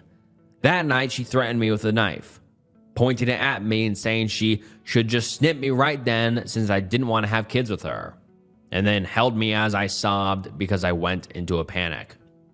I didn't want her touching me, but I didn't know what else to do but let her, and do apologize to her. Another time, she did something dangerous with the knife during a fight, and said I clearly want her to commit S-word, and didn't stop until I screamed at her, begging her to stop. Sometimes when driving, she'd start speeding and swerving, or closing her eyes while on the highway, and saying my fear meant I didn't trust her. Nicole just kept getting worse by the day. I remember waking up one morning with a moment of clarity. I knew she would eventually kill me. I was sleeping next to my murderer. It still wasn't enough to push me away. Escaping her orbit seemed like too much, more than I could handle. Everything I had in me was focused on just surviving day to day. I never knew if she'd break up with me on a whim, or pick a fight, or be constantly pushing me closer to a panic attack all night, or if she'd flip and be so sweet and caring. I felt like every day was Russian roulette hour to hour. Every word I said or action I did or didn't do, a chance to start a raging fight. She tossed out my antidepressants and anti-anxiety medication one night, and then during the resulting argument, she made a big show of forgiving me for raising my voice. I shouldn't have done that. I have no excuse. And then helping me call in an emergency refill. For weeks after, because I said I wanted to break up during the argument, she would ask if I was going to try to run away. Every time that something went wrong. Takeout order wrong. I spilled a cup of water. Streaming service not working immediately. Oh, don't get your panties in a twist and run off. And do I have to worry about you leaving me over this mistake too? Eventually, that tapered off, but maybe once a month during a fight, she would tearfully go to our friends and ask them to mediate, then during the meeting say that I kept threatening to leave her again over nothing, and how scared she was of losing me when she didn't know what set me off. More than a few times, she showed me texts from them where her friends were saying how she deserved better and didn't need to put up with me. But she'd tell me, I don't listen to them because I love you anyway. She'd slap me and push me during arguments. I could never do anything right, because even doing what she wanted without argument, or not looking her in the eye, could be enough to send her off the rails. Sometimes, as a joke, just in general, one of our friends would pull out a little pack of tissues and hand it over to me in case I'd run out, or make a production of hiding the butter knife at dinner under the napkin. It was humiliating, but if I spoke up, suddenly I was oversensitive and embarrassment, no fun, and I had to learn how to deal with adult friendships and jokes, and they'd ask her how she could stand it. As a result, I didn't spend much time with them either. Usually Nicole would just go out with them, and I'd stay home, which was the most relaxing I've ever felt during that time, except for when she started randomly coming home without any notice or timeline, like saying she'd be home at 6 but then not coming back till midnight or early morning, or saying she'd be gone until 10 and coming early back at 2 or 3, or randomly calling the house phone to make sure I was home and getting angry if she even thought I sounded breathless, accusing me of having left. She started hinting around that marriage would be the next logical step, and I was insulting her by not having proposed yet. Then she bought an engagement ring with my credit card and started showing off to all her friends how perfect my choice was. I didn't want to marry her. I felt bad for not wanting to marry her. I wanted us to be happy, and maybe giving her the wedding she wanted would help. I didn't want to marry her. In all those months, I never went to sleep feeling safe. I lied awake in bed, hyper aware of how close she was and trying to go over in my head if I had behaved well enough to keep her happy and what I could do to prevent another explosion. In hindsight, it's sickening how long I let this go on for. In the moment, it was just about all I could think to do. I often woke up with nightmares which would in turn piss her off and set her off in a mood for the next day. But if I suggested sleeping separately, she would rage about how I was calling her a bad girlfriend slash fiance slash etc. I started to keep a notebook at work and just writing shit down. Things she'd said or done. Incidents and what I'd done to set her off. It helped me feel more sane. and also more like a moron because I could read back on times she actually hurt me and I still hadn't left. Every time I thought about leaving, I felt sick inside. I'd lose every social contact I had. I would have to find a new place to live. I'd have to bar her from my workplace, but they can't do anything without a restraining order, and that itself felt like a hurdle too. I dropped all my old friends in favor of her and felt like they refused to even talk to me again. I was the idiot that let her back into my life and rekindled the relationship. Despite overwhelming feedback, I was stupid enough to deserve every bit of what was happening, and too dumb to deserve to escape after wasting my previous chances. I was super depressed and had frequent fantasies of just committing an S-word. The worst part wasn't the anxiety and terror though. It was when she was sweet and caring. For example, she always went all out for my birthday or anniversaries or Christmas with thoughtful gifts, except for the year where she kicked me out for the evening after throwing some decorations at the wall because they stopped working, for which she blamed me because I put them up. She was sweet and gentle one day, or even for a week or two, only to slowly start ramping up the tension until she exploded yet again. She had an uncanny ability to blame me in ways that made me feel responsible for her emotions and for forcing her to react violently. When we drove out to visit my dad for Easter, things started to change. Dad was concerned about how quiet I'd become and that I hadn't come for Thanksgiving or Christmas, or even called on New Year's Eve like I used to. That I looked tired, unhappy, and thin. Nicole was on her best behavior the whole time, and even left her knives in the car. Even tried to get everyone to focus on the engagement ring. But Dad still saw something was wrong. For 3 weeks after, he kept trying to contact me, but she wouldn't let me talk without her in the room, and she checked my phone anytime she left me alone, and checked the records online to see if I deleted my calls. Eventually, I managed to get a burner phone and hid it at work, which allowed me to talk to my dad freely. He flew over with my uncle, and they helped me gather my stuff from her house.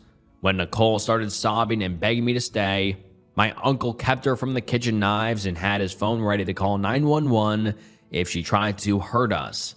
When Nicole started to insist I was taking her stuff too, even though I was only taking things either I brought with me or I bought for her, I just let it go. She got to keep a few sentimental items of mine, and the loss hurts still, but the most important ones I was able to take. Like, I was able to get all of my documentation and cards out of her house. I didn't even bother with the ring. It was just money and she was already acting up. Uncle drove my car home while Dad had me fly with him. I'm ashamed to admit that the months directly following the breakup were almost worse than the time I spent with her, because I was out of survival mode and I couldn't force myself to function the way I used to. I felt like a parasite on my father, unable to get my stuff together, falling apart over nothing, being so volatile it frightened me. I'm in therapy again. Sometimes I feel better, like I can see a way forward, but then I feel like I'm back in the thick of it and I'll never go back to normal, and I'm permanently broken. Worse, every time I cry or get triggered or have a flashback, I can still hear her voice in my head calling me over-emotional and too sensitive, that I'd be fine by now if I just got over myself, that what I went through wasn't that bad. She sent mail to my dad's house for a while, threatening letters and pleas for me to see reason and stop overreacting. Pictures of us that were sentimental. Guilt trips. At first, I couldn't get a restraining order right away against her because I moved. Something about the jurisdictions and courts, but when she sent those letters, it helped at least make sure she couldn't continue to contact me. I found my old laptop a while ago, and it had the password repopulate. It wouldn't leave my mind, especially when I read what people were saying. Right now, I'm just rambling to get my head straight, to be honest, but my DMs were full of people saying how the intimacy must be amazing. How stupid guys get when they want to stick their pee-pee in something. That I don't have balls or a backbone, clearly, and I just need to man up. Basically, everything I told myself to remind me of what I did to deserve being stuck with her. I don't know if I can muster the courage to address any responses to them, but I really just want to tie up this loose end in my life so maybe I can stop rehashing it mentally and finally move on. I might also give my therapist the notebook I kept of Nicole's abuse, but I haven't wanted to even look at it. There's still a box of stuff that I haven't opened up because it's all messed with my head so much. What I wish I knew at the start of all this was that any amount of genuine discomfort isn't an acceptable price in a relationship, and you're allowed to stop giving them more chances, even if they're trying and seem sorry. You're not obligated to help people change, even if you love them, even if they do slightly better. And now let's get into some of the top comments. One user says, "Glad you got out, OP. Wish you all the best, and remember, it wasn't and isn't your fault. She used every trick she could. You survived and got out. That's a lot. I think there are support groups, maybe worth looking into. Talk with the people who had similar experiences. Hope you'll find resources and support you need for recovery, and will live happy life from now on. Best of wishes to you." And the OP responds and says, "I appreciate that. It's hard to remember how to keep on sometimes, so thank you." And someone else says, "Hi there, OP. Thank you for updating us on your situation. I've often thought about you since your first post years ago, and genuinely, I am so incredibly sorry for everything you went through. Please know that what you were put through was not your fault in any way. Abuse is a real mind F word. Excuse my language. And looking back from a place of freedom, your actions can seem odd even to yourself. But in those moments, you aren't entirely yourself. Of course, we can throw around what ifs after the response to your last post, and of course, I wish you hadn't had to go through the last few years the way you did. But what's most important is that right now, you are safe again. Your dad and your uncle are wonderful people who have shown you great support, and I can guarantee your father does not want to see you as a burden and is likely just happy that his child is safe. And I wish you all the best with your future and hope you find only healing and comfort in the years to come. Good luck with your therapy. Make sure to take all the time you need with it and do everything at a pace best suited for you.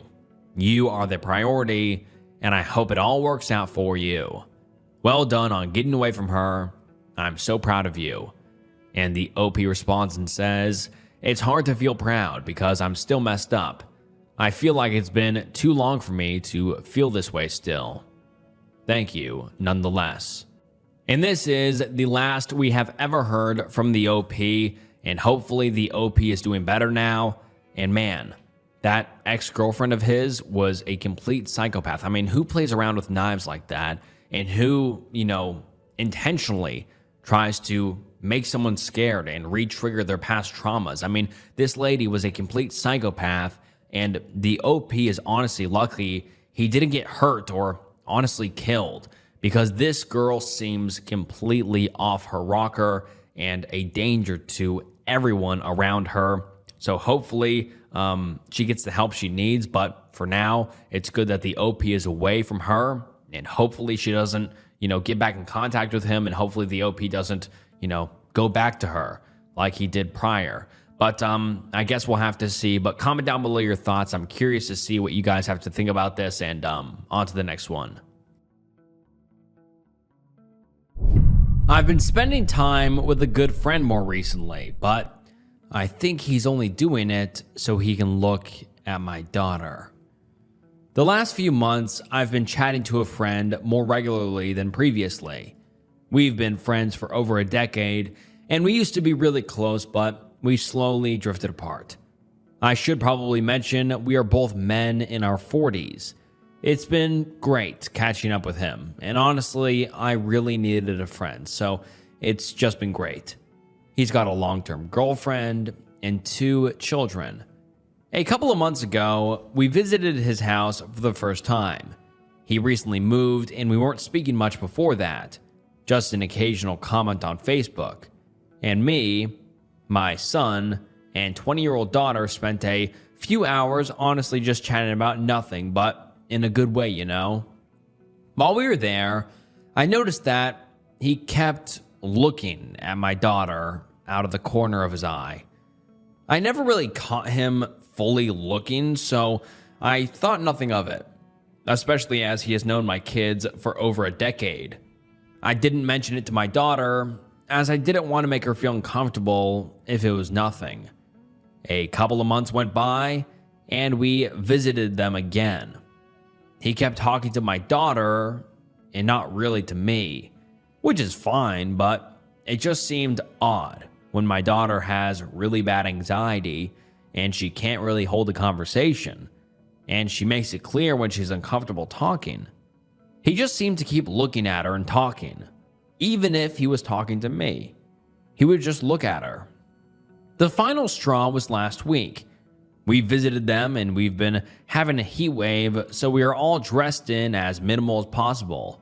My daughter in a thin pair of skirts and a t-shirt, and my son in a pair of athletic shorts and a gym top, and me in a polo shirt and white chino shorts. Nothing unusual, just basic summer wear. When we were in conversation, he would look at my daughter. When anyone told the joke, he would smirk a little, or give a small laugh depending, but if my daughter told something mildly funny, he would really laugh to the point that even she would look awkward. He kept dropping out of conversation and just staring at her. I think she noticed it as well because she started to lean back in her chair to try to cover herself, even though she was fine. She looked uncomfortable. Then, when the sun set, she put on a thick jacket and zipped it up. I don't know if he's just trying to be friendly and he doesn't know how to act, or if he's only inviting us around to stare at her. And if so, then I don't know what to do. Yes, she is 20, but she's still my little girl, and this man watched her grow up. It just seems strange. I don't know if I should say something or just don't go around there again. Either way, I think it's the end of the friendship, which is a shame, but oh well. And now let's get into some of the top comments. One user says, "Trust your gut. It sounds like this guy is around for all the wrong reasons. Also, who just stares at someone like that, as the whole situation seems creepy and way out of line? Definitely best to keep your kids safe around this guy and cut off contact. At least that's what I would do." Another user says, "Even if you want to say it's no big deal, it looks like it's a deal to your daughter, and she always comes first. You know what to do." And someone else says, "Why not hang out with your friends without your kids? If he has no interest in that, then you know his intentions. Also, ask your daughter if he has tried contacting her on social media." And then the OP gives us an update 2 days later. And let's get into it. It reads, "Updates from my last post. I spoke to my daughter about the whole thing and wanted to know what she thought about it. All because I didn't want to say anything if she didn't think it was odd. She told me that after the first time we saw him again a few months ago, he had appeared outside our work after she finished her shift and asked if she wanted a lift home instead of getting the bus. She said that since he was a good friend of mine, she trusted him and got in his car. On the ride home, he repeatedly touched her leg and started talking about how much she's changed since he saw her last, before we all met up, and how much of an adult she looks now. He told her she's growing into her body, quote, like a good girl. My daughter said that she would walk the rest of the way home because she didn't want to put him out too much, but he insisted on driving her all the way. She said she kept moving away from him, but he was leaning to touch her knees. She said that at a red light not long before the house, he gave her his mobile number and texted himself from her phone and told her to call him if she wanted a lift or anything else. Then, when she got home, she went to leave the car, but he grabbed her arm and asked her where his hug and kiss goodbye was. Not a new thing. He gives us all a hug every time. And when she leaned in, he held her tight and whispered that she should call him. In the last few months since then, he has repeatedly been sending her explicit texts and images and waiting outside her work, asking her if she would like a lift home, even though every time she's said no. She said she didn't want to say anything because she didn't want to upset me, as he was the only friend I had. I feel sick thinking about this. This is my daughter. She's 20, but she's still my little girl, and I feel like I have put her in danger. I have messaged him asking him to stop contacting my family, and I've sent him the screenshots from her phone as reasons why, but he is messaging me, asking me why when she's an adult, and the only sleazy thing he's done is cheating on his girlfriend, as my daughter never physically said the word stopped. She just ignored him. I'm so angry at him and myself. Edit. I'd like to say thanks to everyone for the advice. Also, I've been getting a lot of mom comments, and although I appreciate the sentiment very much, I am her dad. Unfortunately, her mom passed away quite a few years ago, but I really appreciate that everyone thought I was her mom. It really is the biggest compliment to me. I must be doing something right. We went and spoke to our local police, and they couldn't really help us as she had willingly gotten into his car. They did say that as we have spoken to him already, they could keep a file open, and if it continues, then they would be able to take action. Honestly, it seems that they don't really care about it at all, which is alarming and upsetting. We sent these screenshots and an explanation to his girlfriend, and we've had some missed calls from him, but that's not our problem. We've blocked him on everything and have completely removed him from every social media. My daughter has spoken to her work, and they have said that until she is able to find another job, they will ensure that at least one other staff member will wait with her for the bus, and I will be meeting her at the first stop in our town to take her directly home on days I'm not working, and on days I am, then her grandparents will be picking her up. She is safe. I also had a lot of comments suggesting I get violent with this man. Although I do appreciate that a lot of people would be choosing the other route of resolving the problem face to face, I'm not like that. I would like to be. I would like to say that there's no problem I couldn't solve that way, but that's simply not me. It doesn't make me a bad dad either. I found another way to solve the problem and make sure my daughter is safe and comfortable. Thank you all for your help and advice. It's nice to find some support through the internet sometimes. And now let's get into some of the top comments. One user says, "It's not your fault, but you need to have a sit down and talk through the socialization for women to be nice and how to get past that mental block.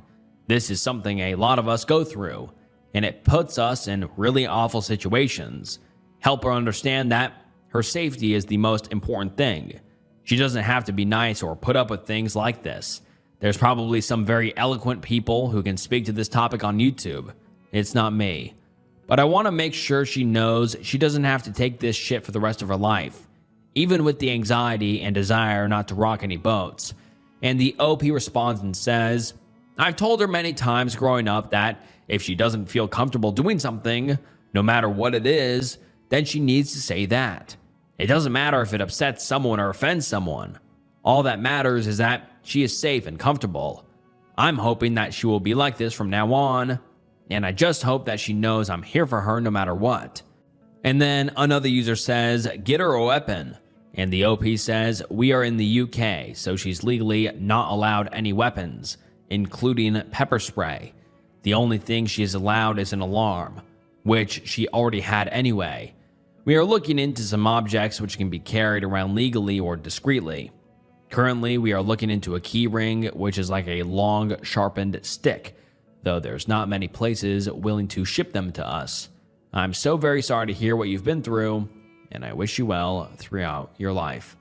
And then we have never heard from the OP ever again, so I don't know if the OP's ex-friend ended up going to jail or getting in more trouble, but I just hope that the OP's daughter and the OP are able to remain safe from this creep that the OP once called his friend. My 41 female partner of 2 years, 44 male, is adamant I am cheating on him. I am not. Help? Just a bit of context. We've been together for 2 years. He has 2 kids, I have 1 kid. Irrelevant to the story. We live apart. I bought a home a few months before we started dating, and are together only when our kids are with their other parent. He's the guy that has treated me the best of all my relationships, and I love him dearly. I'm a chronically anxious and stressed person, and he's absolutely my peace. But today, he sucker punched me with this. He's absolutely convinced that I am cheating on him. The reason he suddenly started thinking this is because 2 days ago, I wanted to show him something on my phone. There was an irrelevant tab opened, my Hotmail account that is full of spam. Had this account for the past 24 years, but mostly used my Gmail. He saw, quickly in passing, that there was a folder with a man's name. Let's say James. I don't remember the purpose of the folder. It's empty. I haven't touched it in 15 years. No idea why it exists. It was probably useful at some point, but no idea. Well, now, he's convinced that, number 1, I closed the tab too quick. Number 2, I was acting weird and nervous and suspicious. And number 3, this means I have cheated or I am actively cheating. That's his perspective. Now, on to the actual truth. I am absolutely not cheating on him. He is the man of my dreams, love of my life. I have never ever given him a reason to even suspect I'm cheating. I spent 1 entire week with him at his place. Never hid my phone or anything like that. When I'm at my house, it means I'm with my kiddo, and my time is 100% devoted to her. I also work a lot. There is not a single second in my life where I would have time to devote to any other person, even through email. I spend my downtime at home being with kiddo and the cat, watching YouTube videos. I send him a lot of pictures of me chilling with my cat as well, and we have a constant communication going. I'm very chatty through text. Anyways, at first I was super pissed and also confused because why on earth would you not trust me? What is happening? No matter what I say, he says I don't make sense whatsoever, and he's just adding 1 + 1, and to him the answer is 2. I keep telling him that he's the one not making any sense. We're back and forth on the texting. He doesn't even want to speak over the phone or come over to talk about it. I've sent him numerous screenshots of my email with unopened emails that go back more than a year. I've sent screenshots of me typing the keyword James in the email and nothing coming up. I've shown him the completely empty sent folder, which to me is weird. I've sent numerous emails over the years. Why is it empty? And I've also given him the login and password so he can look for himself. I have accumulated a lot of junk in that email over the many years I've had it, but rarely use it now. It is just a receptacle of all my Amazon orders, my McDonald's app receipts, and various spam emails. I'm pissed that he doesn't trust me. He says he needs time to think. I'm stuck in a loop of pissed, confused, and sad. What's going on? Help. And now let's get into some of the top comments. One user says, is this incredibly out of character for him? Or has he always been a bit jealous and suspicious? Could he be the one cheating and projecting? And the OP responds and says, this is wildly out of character. I am unsure if he would be projecting his own cheating. Anything is really possible, but I would hope not.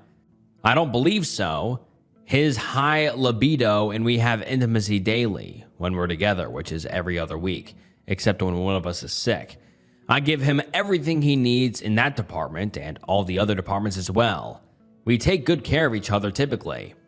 Another commenter says, I hear so many stories about stuff like this happening on Reddit. I feel like most people would say, he's projecting and he's the one cheating and just try to push the blame on you. You're the only one outside of him who truly knows this relationship. Has there been anything else going on in the relationship as of late? And the OP responds and says, nothing. Everything is fine. We are great. We have excellent communication. We talk through things. Never had a fight. Never scream at each other. We're very loving physically, but we can also coexist quietly in the same space doing our own thing. It's truly, truly amazing typically. This is completely bonkers to me right now. I told him I understand where he was coming from, and I am willing to work through this with him. He has full access to everything he ever wants, whenever he wants. I have shown myself to be trustworthy to a fault. When I say haven't touched, I'm not sure if it's a translation thing. I just mean I have not used it as my primary email in a very long time, and the email is only used as an inbox for receipts and useless crap. And then we get an update 4 days later. And the OP said it best themselves. This one does not end well. Let's get into the update. The OP says, so it did not end well. After 48 hours of back and forth through texting, because he refused to even speak to me over the phone or face to face, and me giving him my password so he can go check for himself that nothing was messy, he still wouldn't back down. At this point, his behavior was concerning, and I thought he may have a mental episode going on. It was getting to be too much. He was texting me at all hours of the night trying to make sense of something that doesn't make sense in the first place. So I blocked him. When he realized that he sent me emails at my work email asking me to check my Hotmail, which had nothing different in it. When I blocked his email, he decided to message my best friend and telling her, if I can't talk to her, I'll go through you instead. My friend has literally nothing to do whatsoever with this whole thing. She never replied and is sticking with me because she's also seen how crazy he is acting. So I thought that was that. Yesterday at work, I was visibly sad and distressed, and my whole team hugged me, offered support, and I had lunch with my other good friend and colleague. So the day goes by, and I get off of work at 4. I am walking to my car in the parking lot, flanked by 2 colleagues, and I'm kind of explaining the whole story. They go to one of the girls' cars because they carpool. I walk towards my own car, which is parked 2 rows away. I hear a loud man's voice behind me. I turned around and it's him. He's walking very quickly towards me and still talking nonsense about emails. I hold my hand up and say, I'm not doing this with you right now. All the while calculating whether I'm safe to go to my car or not. He was screaming at me that I was a horrible person. I've never seen him act like this before at all. A little energy pushed me to turn around and go to my colleague's car. At this point, I'm shaking and scared. I enter her car and start hyperventilating. They're like, we'll drive you home. He was about 6 feet from the car, hate in his eyes, motioning me to get out of the car. We drove off. I kept apologizing to them, crying and looking behind us the whole trip to make sure he wasn't following us. When I came home, my mother was there. I broke down and she called the cops. A nice officer told me over the phone, I got nothing else going on right now. You're my priority, and I'm coming to you as soon as I can. He came to my home, took my deposition, was extremely patient and understanding, explained everything that he was going to do after. My ex was placed under arrest for criminal harassment with certain conditions to follow. Not sure about the legal terms here, but they did not handcuff him or take him to jail. It was just a verbal thing, and he will probably be summoned in court at a later date. I have a good network of people who care, and I believe I am safe. Thanks, everybody. And now let's get into some of the top comments. One user says, the one piece of advice I will offer. People like this often ignore the police because they are no longer living in our reality. Been there. Just because they have mental health issues, clearly here, it doesn't mean you have to feel 1 ounce of sympathy or guilt because whatever is going on. It's destroyed any chance of them being allowed in your life anymore. You may well get guilt/sympathy pangs, and you should grab them by the collar and throw them out on their ass the moment they enter your head. The only way to mentally deal with stalky exes is to literally stop caring about them at all, as then the only decisions you will make will be around your own safety. And the OP replies and says, thank you. I needed to hear this. I am angry at him, but sometimes during the day, I have small bouts of things like, did I overreact? Am I being too harsh with having him arrested? And I have huge regrets about it. But then I realize, hey, the actual officer of the law told me he had enough motive to literally arrest him. So I'm doing the right thing. Another commenter says, reminds me of an episode of ER, I think. And the person acting irrationally ended up having a brain tumor. And the OP responds and says, yep, some tumors can change a person's personality drastically. Sadly, this is not the case here. He's a drug addict and uses multiple times a day, which leads me to think that's where his little mental episode stemmed from. And another user says, stay safe, OP. Change passwords, monitor bank details and credit, limit your visibility across social media to friends, and maybe consider asking friends not to tag you when out for a reasonable period of time. This will limit his ability to bump into you unexpectedly. Unfortunately, the police can be quite slow to act on these cases, so do look after yourself by taking reasonable legal precautions. Continue to document any unwanted interactions and report them to the police. And then the OP makes a mini update on the same post a few hours later, and this reads, I just had a 2-hour conversation with his ex. Let's call her Jess. Not the mother of his kids, but the girl he dated between the kid's mother and me. A very interesting conversation. She has lived exactly the same situation as me, minus the calling of cops.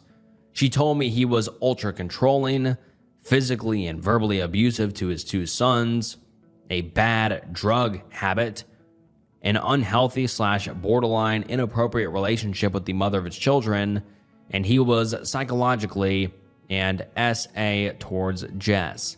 She told me he used to put her on a pedestal, same as me, but he had a lot of behavioral problems that I've noticed but chose to ignore just because I loved him so much. I hope he gets the help he needs. And then the OP makes another mini update the next day, and it reads, he's following me. Saw him twice today where he shouldn't have been. Documented that to the police station. They are super nice and understanding. Thank God. Then the OP makes another update that says, so far so good, nothing worthy to mention since the second update. I have many people in the hospital I work at offer to walk me to the car. I am never alone. I am actually safer at work than at home. Everyone has been wonderful. And this ended up being the last post we have ever received from the OP, and I just really hope that this guy left her alone. I mean, this guy is completely psychotic, delusional, and unhinged. I mean, he obviously has a drug problem, so he might not be in the best state of mind. And so hopefully he was, arrested, or the OP got a restraining order in place and got this guy to get away from her, because this guy could be dangerous. And we never got an update again, so we don't know what ended up happening. But hopefully the OP is doing all right.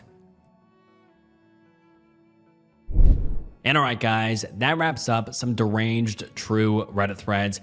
I really hope you enjoyed today's video. If you did, please leave a like down below and subscribe to the channel. And would you like to see more of my face? My face was just in the intro. I'm trying to get down how to film it right, how to get the editing right. I'm new to cameras. I'm pretty decent with the microphone now and talking with the microphone, but if I introduce the cameras, it'll be a little bit of a work in progress for the time being. But would you even like to see more of my face in the future? If so, comment down below. I appreciate you guys watching. You guys are the best, and just like I said, thank you so much for watching. It truly does mean the world. And if you enjoyed this video, I'm sure you will enjoy some other videos on the channel. So go check out some other videos on the channel. And that wraps up today's video. So this was Snook, and I'll see you next time. Bye. What's up, guys? Welcome back to another video. And if you're new here, welcome. And this video is different than usual. Most of the time it's icebergs I upload or something along those lines. This one is Reddit stories that are unexplained or unsettling or just scary. Whether you think Reddit stories are cool or not, it's definitely worth it listening to these stories because they are so scary and just worth the listen. So welcome. Sit back, relax, subscribe to the channel. 250,000 subscribers is the channel goal for this year. So, yeah, let's get into this first story. I asked the kid I was babysitting, "What do you think lurks out there in the forest?" He responded with, "My mother." I've been babysitting all summer in order to make some extra cash. At first, I just asked around at school if anyone needed a babysitter for their siblings or if they knew anyone who could be interested. I started babysitting kids whose families I knew, but eventually I needed more money, so I put up an ad on Craigslist. It wasn't long until I got a response. The family lived in the suburbs, but what bothered me was how close to the woods their house was, and the fact that they didn't have any neighbors. I got a bit freaked out at first, considering the fact that they were strangers with a cabin in the woods, but I decided to push through the fear for the money. The house was a cozy little cabin, clean, with a nice garden in the back that had a gate which led to a trail in the woods. They had a little lanterns hung out in the garden and a swing all the way in the back. The living room had a large window that faced directly the forest, and during the day, the room was bathed in sunlight. The kitchen was right next to it, with its counter facing another huge window, surrounded by pots and vines and stupid signs like "Home is where the family is," or "In this house, we say sorry." Upstairs, they only had the 2 bedrooms. The attic was a tiny space whose window faced the woods too. The kid was pretty quiet.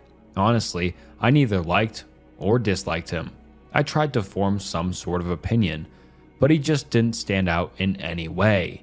He wasn't mean or stubborn, but he wasn't a sweetheart either. He must have been around 5 or 6 years old, so I would just put him to bed quickly and then snoop around the house. I've always been curious about whoever hired me, and I just know it's not exactly recommended, but I would just go through people's stuff whenever I felt bored. It must have been around midnight that night when I slowly pulled out one of the drawers in the maid bedroom. This one had all types of trinkets, coins, notebooks, pins, and buttons. This family liked to collect useless stuff and let it hang around the house, and I liked to explore it. As I was studying this little ceramic statue of a horse, I moved around, noticing the moonlight hit its porcelain from different angles. I debated whether to just take it or not. Would they even notice? My chest tightened and my mouth opened. The horse was no longer bathed in moonlight because this huge shadow had covered it and was dancing on its porcelain. Looking around a bit, I noticed the shadow took up half the room. I could not make out the silhouette or what could have made it. It just seemed so unexpected that fear crept up to me and froze me. Someone was at the window. I knew it could have been a bird. That's the rational explanation, and I could have solved all this doubt by just looking up. But I didn't, because what if it wasn't a bird? I stood still for so long, not knowing what to do, until it passed, and the horse was lit up again by the moonlight. I breathed a sigh of relief and put the horse in my pocket. I didn't know at the time, but that would have been my first contact with it. Something made me stop snooping around and just get downstairs. I turned on the TV and curled up on the couch. At one point during the night, I heard creaking upstairs. I know it shouldn't have freaked me out so bad, but I was still so scared that I went to check it out. The house was dark and quiet, and the 2 bedrooms facing each other were empty. Empty. Where did the kid go? Jason? My voice pierced the silence, and I felt like an intruder, destroying the quiet of the night. Jason, where did you go? I kept having the feeling of being watched, so I turned around, fixated on the attic door, which was now opened. My instincts kept telling me to just leave, but my head, now spinning, refused. What if we had an intruder? What if he'd taken Jason? If I had just looked up at the window when the shadow passed, now I'd know what I was dealing with. If I just had the courage to face it. My voice sounded a lot weaker than the first time, but I still had to try. Jason? Yeah. The response was almost immediate and coming from the attic. Odd. What was he doing up there? I put my foot on the first step of the stairs. What are you doing up here? It's really late. Your parents are going to be home soon. Step after step, I tried to readjust my eyes to the darkness. The attic was really dark compared to the rest of the house, and I could make out a ray of light that traced out this tiny silhouette. Jason, are you here? What are you doing? You're freaking me out. I finally reached him and put my hands on his tiny shoulders, but he didn't respond. He was just staring out the tiny window into the woods. What's going on? I asked. What are you looking at? I sat next to him and stared out the window at the woods. There was a portion of grass beginning from the house, pierced by trees. The further you went, the denser the trees are, until you discover you were completely surrounded by the woods. Unable to see the sky from how tight the branches closed around you, the forest commenced from the garden and swallowed the horizon like a dark mass, blending with the sky. The window framed this darkness, this suffocating emptiness. It made me feel as if we'd reached the end of the world, and had we dared to venture into the forest, we'd just fall off the face of the earth. And there stood Jason, just staring. What are you seeing? He just wouldn't answer, so I decided to find out by myself.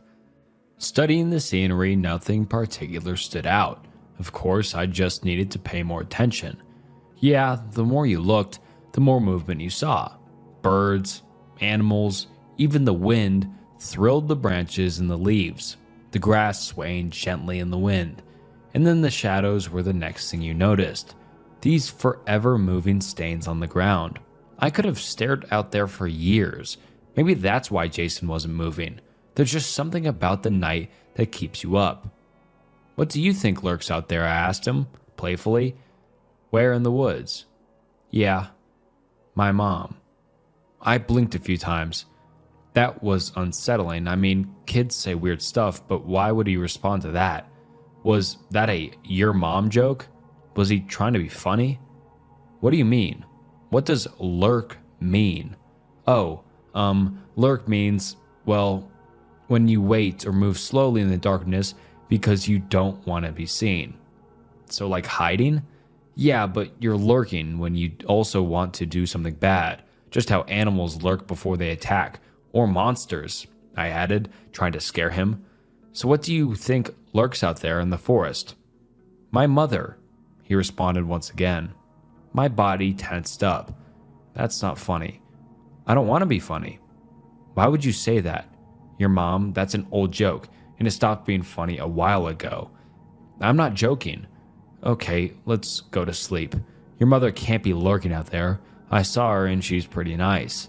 I don't know what she told you, but she doesn't eat people. She's out with your dad now, and they're gonna come home in a few hours. If they find out you aren't sleeping, I'll get a lot of shit for it.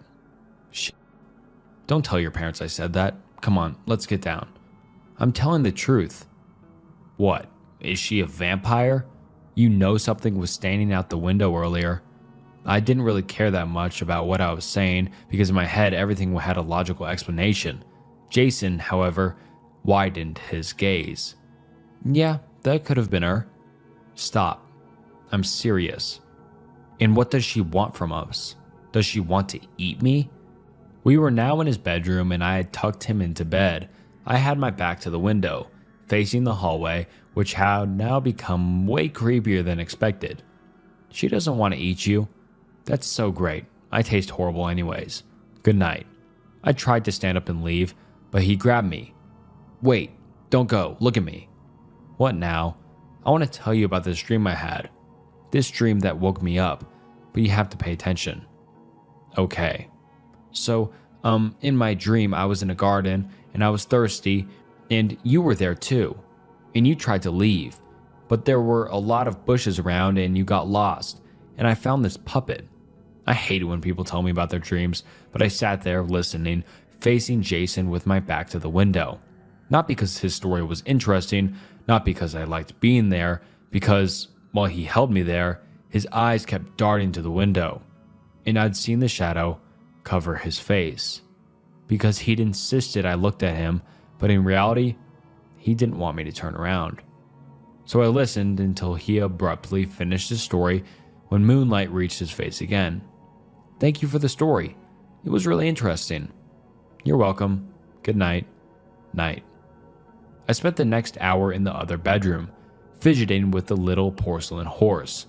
This kid was a lot braver than I thought. In the silence, I kept trying to make out distinct, unfamiliar sounds, but didn't succeed. The house had fallen asleep, and the night had become uneventful. His parents arrived soon after that. I put the horse in my pocket and went downstairs to greet them. Was he good, Keith? Yeah, the best. Don't worry. I studied both of them, head to toe, their clothes, mannerisms, facial expressions, but mostly the mom. Were you good? Asked the dad, jokingly. I hope so, I responded. They wanted to drive me home, but I insisted on taking my bike. I closed the door behind me, but instead of leaving, I headed to the backyard. I just wanted to see something. Climbing on the fence, I made it on the roof of the porch, right next to the bedroom window, hoping to see some signs of something. Anything. The window was covered in scratches, but nothing gave out what had been there. I stood there for a while. I don't know why. The parents had gone to sleep, and Jason was probably asleep in his room too. I studied the garden from that angle, then the woods, as quiet as a mouse. Then the room where the parents were sleeping. After that, I don't remember how I got home. I don't even think I took my bike. I just ran frantically until my legs bled. I didn't even scream. I didn't look around or stop. Just ran until I reached my house and banged on the door. My mother answered, annoyed, and I ran past her, right to my bedroom, covered myself in a blanket, and started typing this. Because while I was watching the parents, something had caught my eye. In the hallway, what I thought to be a coat hanger moved all of a sudden. It had been standing there so still. I hadn't even bothered to notice it, until it disappeared out of my range, then appeared again. This bony, twisted silhouette dragged itself into the bedroom and stood right next to the mother, who was sleeping. It looked uncanny, like a human who'd starved to death, with wide eyes and arms so long they trailed behind it when it walked out. It just stood there watching the parents, then lifted a bony finger and started counting. I stood there, frozen, watching this horrifying show, forever scarred in my head. It kept counting and counting and counting. I was so scared to move that I would have watched it forever. It wasn't until something else happened that made me break into this exhausting run. It saw me. My wife has been peeking at me from around corners and behind furniture. It's gone from weird to terrifying. My wife, Lynn, and I have been together for 6 years and married for 11 months. Our entire history together has been very normal, and never once have I noticed anything weird behavior or red flags. I can't stress enough how out of character this whole thing is for her. Lynn is very kind, intelligent, and thoughtful. She's always been the no-nonsense type of person. Being childish or trying to scare me is not something she'd normally do. She doesn't even like watching horror movies. When we first started dating, she agreed to watch The Shining with me because she knew how much I loved horror. She was so scared that she didn't even make it through half of the movie before we had to turn it off. She isn't into anything creepy and has never been into pranks. It's just not her cup of tea, and that's fine, but that's what's so strange about this. It's just so unlike her. I should also add that she never had any mental health issues, and as far as I'm aware, it does not run in her family. I know some people are able to hide their mental health problems, but in the 6 years we've been together, I think I would have seen some sort of sign. 2 months ago, I was in the kitchen making myself coffee before work. I was running a bit late that morning and knew I wouldn't be able to make it to Dunkin' Donuts for my usual morning fix. I took a sip of my coffee as I hurried down the hall towards the front door, when I happened to notice Lynn peeking at me from around the corner ahead of me. I could only see her eyes and a strand of her long, dark hair hanging against the wall. The rest of her body was concealed behind the corner. I nearly spilled my coffee when I saw her. I did burn the shit out of my lips though. "Geez, Lynn," I said, wiping a few drops of my coffee from my pants. "You scared the shit out of me." She immediately popped out of view like a little kid that had been caught. I heard her scurrying off towards the living room, and by the time I got to the front door, she was out of sight. It was really weird, and just totally out of character for her, like I said. But I also found it kind of funny that she was being more playful and a little less serious. I shouted that I loved her and called her a weirdo. As I shut the door behind me, I heard her laughing. Her behavior was a bit odd, but it certainly wasn't something to call a priest over. I forgot about it by lunch, and by the time I got home, she was her normal self. I didn't bring it up, and neither did she, and life went on. The next incident happened 3 days later. It was around 2 a.m., and I had woken up to get a drink. I was standing at the kitchen island, jug of OJ in my hand, when I felt a strong feeling that I was being watched. For whatever reason, I looked down at the floor and saw my wife's smiling face staring back. She was peeking at me from the other side of the island, staring up at me with her wide, unblinking eyes and grinning like a Cheshire cat. I screamed, I'll admit it, not out of irritation, but fear. For some reason, at that moment, I was scared. At the sound of my scream, Lynn scuttled backwards out of my view, her hands and feet smacking the tile floor as she hurried out of the kitchen on all floors. I didn't run after her or even yell at her. I just stood there frozen in shock, wondering what had possessed her to do that. It took me a little longer than I'd like to admit to go back upstairs, but I eventually did. When I got to our bedroom, Lynn was lying on her side asleep, or at least pretending to be. I stood there for a while, watching her breathing to be sure she was really asleep. I had the feeling she might jump out at me the moment I got into bed, but she didn't. I climbed into bed and she didn't even move. Her breathing was soft and deep, and I was starting to wonder if I'd dreamt the whole thing. The next morning, I waited for her to come down for coffee, and after handing her a mug and kissing her cheek, I decided to ask her about it. "What was that about last night?" I asked, keeping my tone light so I didn't offend or embarrass her. She frowned over her cup of coffee, shaking her head like she had no clue what I was referring to. "You were peeking at me again. From over there," I said, pointing to the spot on the floor by the kitchen island. She followed my gaze, and when she looked back at me, she burst out laughing. She laughed so hard that I couldn't help but join her. "You creep me out sometimes, you know that?" I said. She giggled and set her coffee on the counter and wrapped her arms around my neck. "You creep me out all the time, so I guess we're even," she teased. We said our goodbyes and left for work. As I drove, I kept thinking about how creepy it had been seeing her grinning at me from behind the island like that. The sounds her hands made on the floor as she crawled away. I told myself she was just trying to be silly, just trying to join me in my love of all things horror. It's not like I was afraid of her, but it still didn't sit right with me. I started seeing her peeking at me more and more. Sometimes she'd be peeking out from behind the couch or living room curtains. Once she even managed to get inside her grandmother's old trunk that sits at the foot of our bed. I might not have even known she was there at all had the trunk's old hinges not given her away. She'd had the lid propped up just enough so only half of her face peeked through. She'd been grinning like an excited toddler. It was unnerving.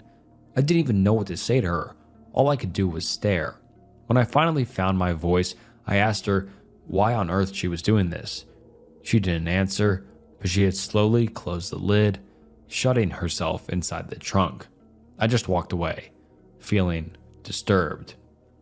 I didn't understand why she was doing it, but it clearly made her happy. I just hoped she would tire of the game quickly. Lynn didn't peek at me for the next 2 weeks.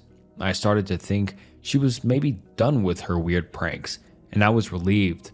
We were watching a show on Netflix one night, and I jokingly said that I hadn't seen her peeking at me lately, and that she must have just given up on her spy game. She looked up at me with a small smile and said, "Maybe I've just gotten better at it." I didn't say anything, but I wondered whether or not she was joking. For the next few days, I couldn't stop thinking about what she said.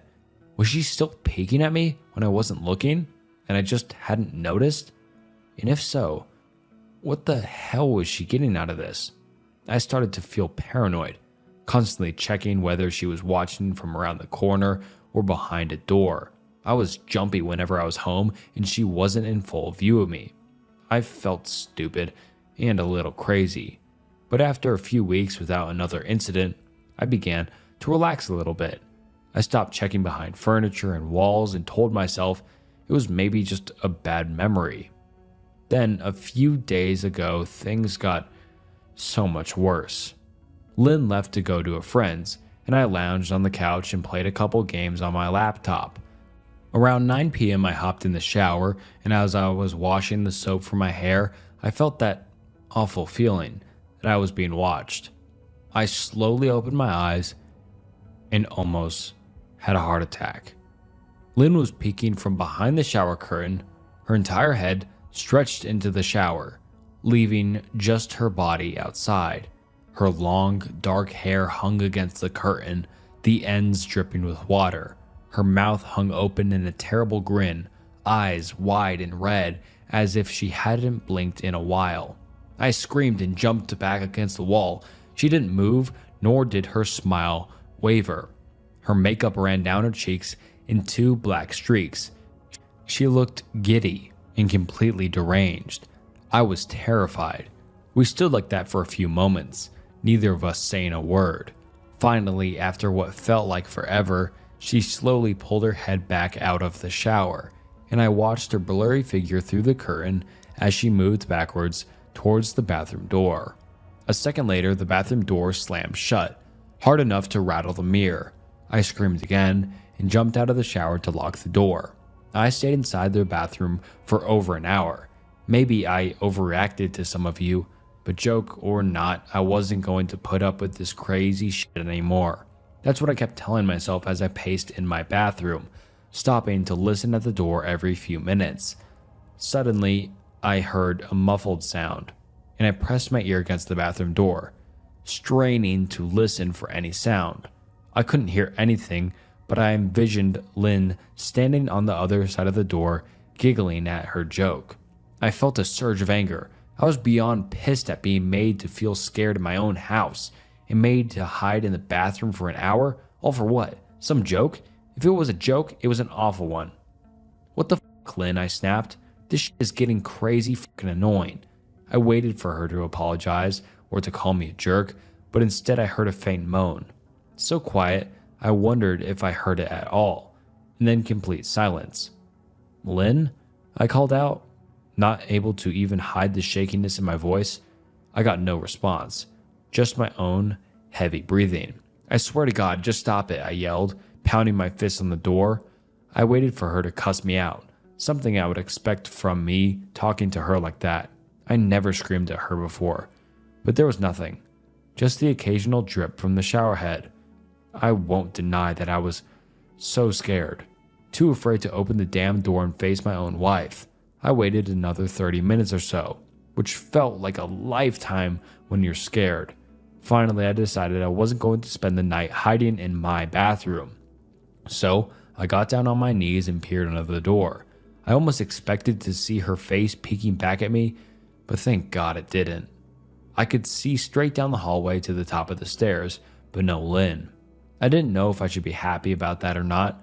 I looked over for a few minutes, waiting to see her head pop up over the top step, but it never came. I stood up, my hand hovering over the door, and mentally prepared myself to open it. I slowly turned the lock with shaky fingers, and was about to yank it open when I heard a sound that still makes me feel nauseous when I think about it. A moan, louder than before, but this time I was able to tell just where it was coming from. I turned my head to the closest door as if in slow motion, and locked eyes with my wife, who's peeking out at me from the slight gap. Her eyes were still wide as ever, and her mouth was hanging open in the most grotesque gaping smile I'd ever seen. I didn't even scream. I was too scared for even that. Her hands were clasped to her chest, body trembling with sheer delight, as if she could barely contain her excitement. A short, raspy moan bubbled up from her throat, deep and raw, sending a shiver down my entire body. Somehow I found the ability to pull the bathroom door open and ran as fast as I could all the way down the steps, snagging my keys and phone from the table in the living room before running outside to my car. I could hear her shrill laughter behind me, but I didn't even hear her getting closer. I didn't bother shutting the front door. I drove away from the house faster than I legally should have, shivering the entire time, either from fear or the cold, maybe a little of both. I hadn't grabbed a coat or even a pair of shoes. I was still in my boxers and my hair was still damp. I drove straight to my brother Chris's house about 40 minutes away, ignoring any and every call and text I got. I didn't check my phone until I was safely parked in my brother's driveway. Lynn had called 4 times and sent a flurry of texts, all wondering where I'd gone and why I left like that. I threw my phone at the dash in a rage, furious at her nonchalant attitude. My brother and his wife were surprised to see me, especially dressed in just a pair of boxers, but told me to stay as long as I needed to. Chris lent me some clothes and asked me what had happened. I told him Lynn and I had a fight, but didn't get into the details. I didn't want him to think I was overreacting, leaving my wife over a prank, even if it was a strange one. I mean, hadn't I encouraged her for years to lighten up instead of being so serious all the time? I had wanted her to relax and loosen up, but this was definitely not what I had in mind. I tried to sleep on their sofa, but my brain wouldn't let me sleep. Every time I closed my eyes, I saw Lynn's face staring at me from inside the closet. Knowing she'd been in there with me the entire time made my skin crawl. She'd never left the bathroom at all. Instead, she slipped inside the closet and slammed the bathroom door shut to fool me. The mere thought of going back home gave me anxiety. I tossed and turned, unable to sleep. Chris ended up giving me a sleeping pill, so I was able to get a little rest. My sleep was filled with terrible dreams, all of Lynn's smiling face. I woke up just as the sun started to rise. My sore body ached from the sofa, and I felt drained. I knew I'd have to call Lynn at some point, but I didn't know what to say to her. I wouldn't be going home unless she gave me her word she wouldn't do any more creepy shit. I just wanted my wife back. Her normal, serious self never looked so good to me. I was contemplating calling her and telling her that when that familiar feeling came over me. I was being watched. I was staring at the ceiling, my heart in my throat. I didn't want to look away, but the longer I ignored the feeling, the worse it got. My eyes drifted away from the ceiling almost on their own. Her face was pressed up against the window beside the couch, staring down at me with that same gaping smile. Drool dribbled down her lips, leaving 2 long streaks down the glass. I didn't know how long she'd been there, but something told me she'd been there quite a while. Possibly all night long. I didn't bother screaming, though I was afraid anger trumped any fear at that moment. I jumped from my couch and pounded my palm against the glass. "Lynn, are you crazy? What the hell's wrong with you? Just go home," I shouted. "Now." She didn't move, and her ghastly expression never changed. If anything, her smile only grew, as if she had never been more elated. I could hear Chris and his wife moving around upstairs, as if Lynn could hear them from her place outside. Her head twitched slightly in their direction, and she began to close her mouth slowly. Chris called my name from upstairs, obviously concerned. I turned to him and his wife Rebecca hurrying down the steps. When I turned back to the window, Lynn was gone.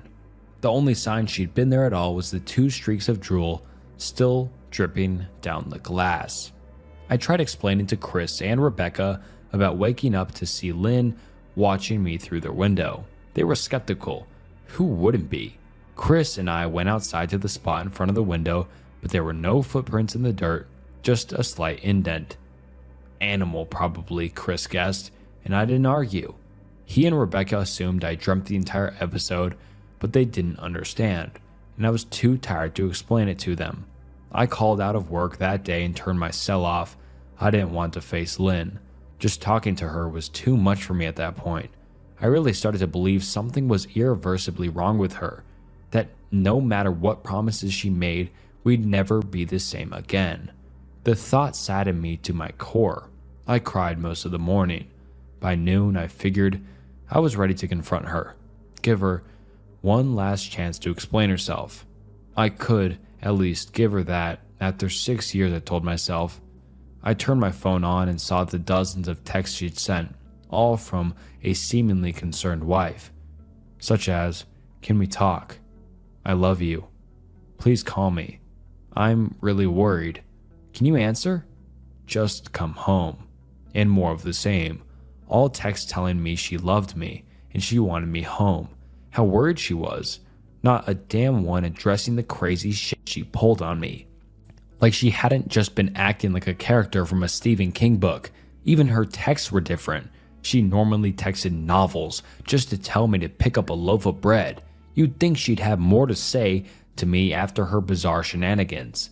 I know it probably seems childish to some of you who are miles away from the situation, but if you saw the way Lynn had looked at me, how she scampered away on all fours like some wild animal, grinning at me from inside the closet like a lunatic, then I think you'd find my reaction was warranted. I ended up staying with Chris and Rebecca for another night. I didn't wake up yesterday until afternoon, and thankfully, I didn't see Lynn's face watching me through the window. I didn't want to pry because it's not my place. "But is this fight something that can be mended?" Rebecca asked. She'd made us both a sandwich for lunch, and I knew she wanted to breach the subject without seeming to be nosy. "I don't know, She's like a different person," I said, choosing my words carefully. I still wasn't ready for her or Chris to know the full extent of the batshit craziness I had been dealing with. "People change, Ben, but she's still the same woman you married. Maybe you both just need to talk through your issues. Whatever's going on, I'm sure it can be fixed," she said, ever the peacemaker. "I think it's beyond that now. I don't think talking would help. I just don't trust her," I said. The words stung in my heart. I missed and loved my wife, but how could I live with something like that? Living in constant fear didn't sound too appealing. "Lynn loves you. She has to be absolutely crushed," she said. "I don't know about that," I said. "Well, she certainly seemed like it to me. I've never seen her so upset. Very much unlike the Lynn I know," Rebecca said, shaking her head sadly. It took a full minute for her words to really sink in, and when they did, I felt dread warming its way through my skin. "Wait, what do you mean? You saw her? You saw Lynn?" I asked, my mouth suddenly dry. Rebecca nodded casually, as if that fact wasn't nightmare fuel. Maybe for her it wasn't.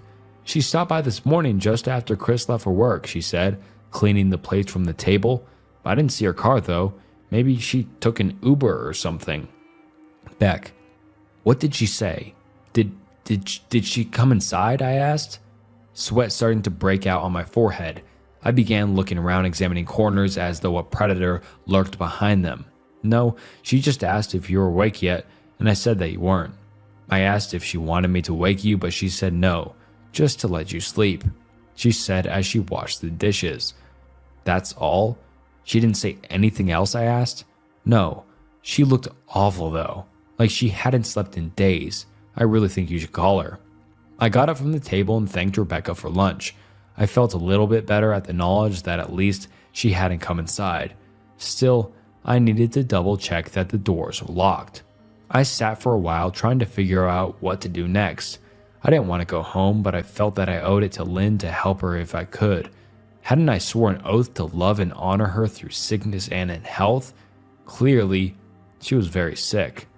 If she was sick, which I truly believe she was, I had to try and get her the help she needed. But I didn't even know where to start.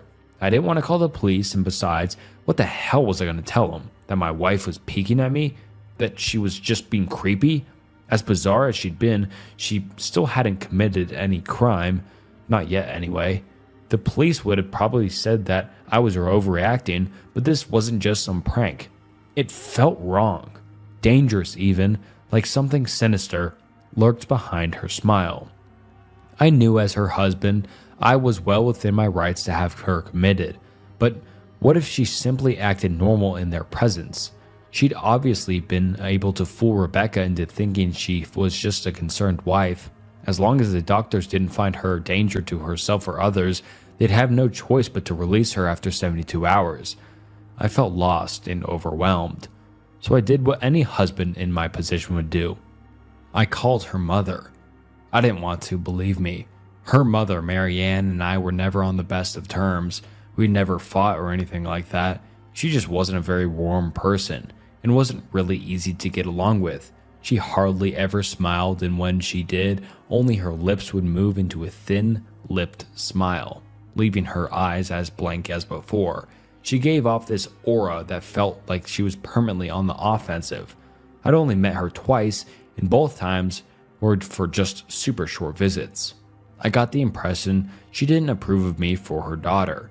Lynn always ushered us out quickly, as she didn't want me to feel uncomfortable, which I was grateful for. Being in her mother's company felt almost unbearable, like walking on glass. I was glad when we moved 3 states away, so we didn't have to see her that often. I was happy to avoid this woman, but I needed her help. I really didn't want to talk to her at all, but I had to talk to someone, and someone who knew Lynn better than I did. So I grit my teeth and did what I had to do. "Yes," she answered, already sounding irritated.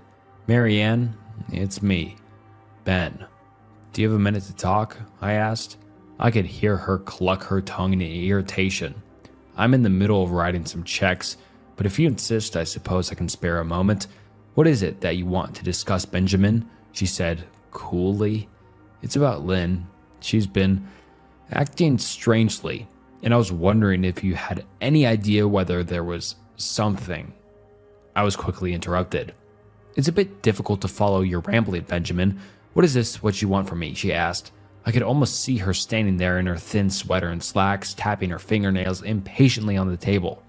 "I wanted to know if you'd ever noticed any odd behavior, or possibly any mental health issues," I asked.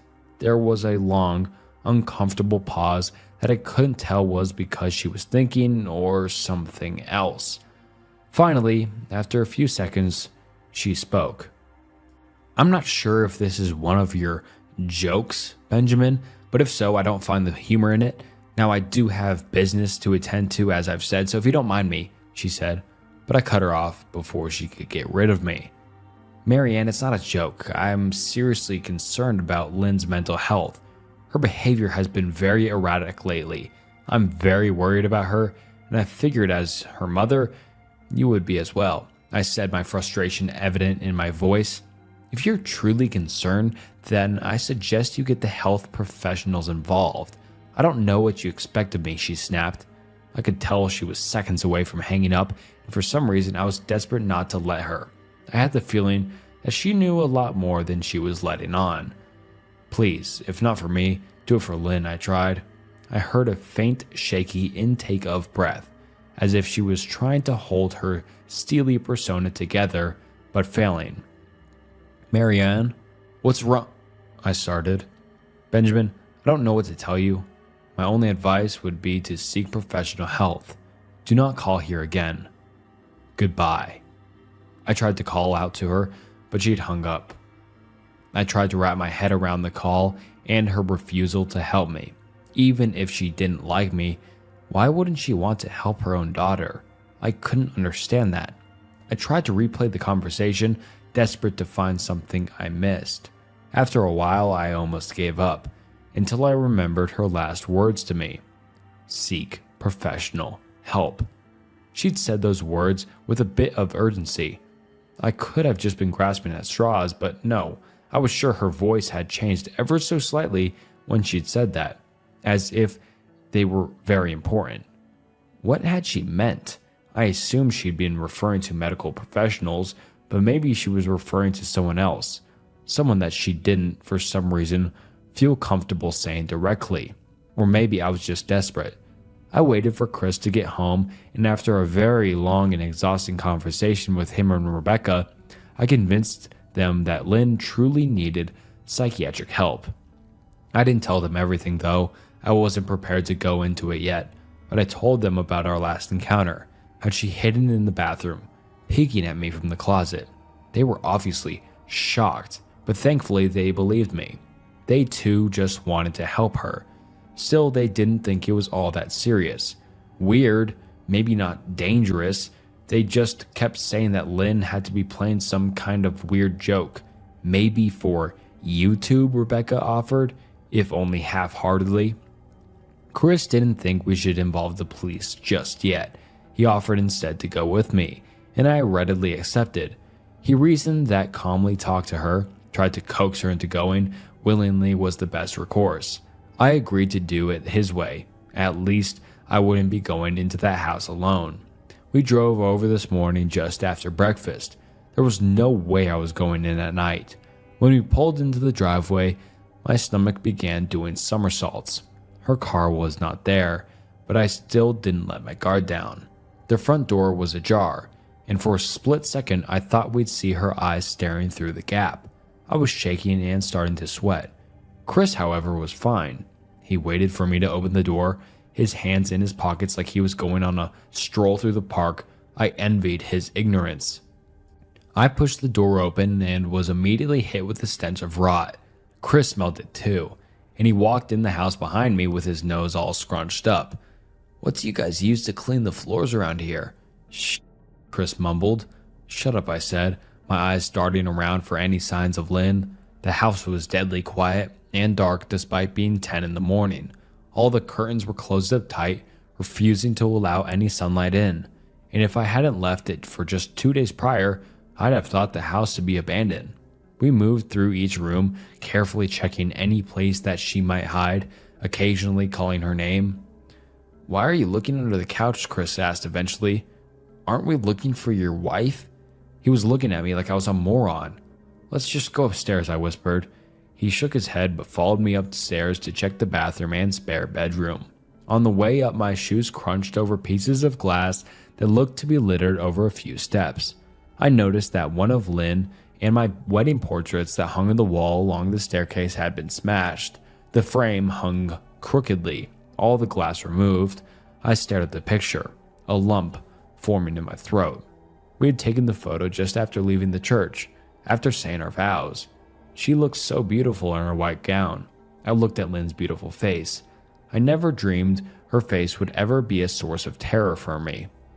We climbed the rest of the steps and checked the spare bedroom, but it looked completely untouched.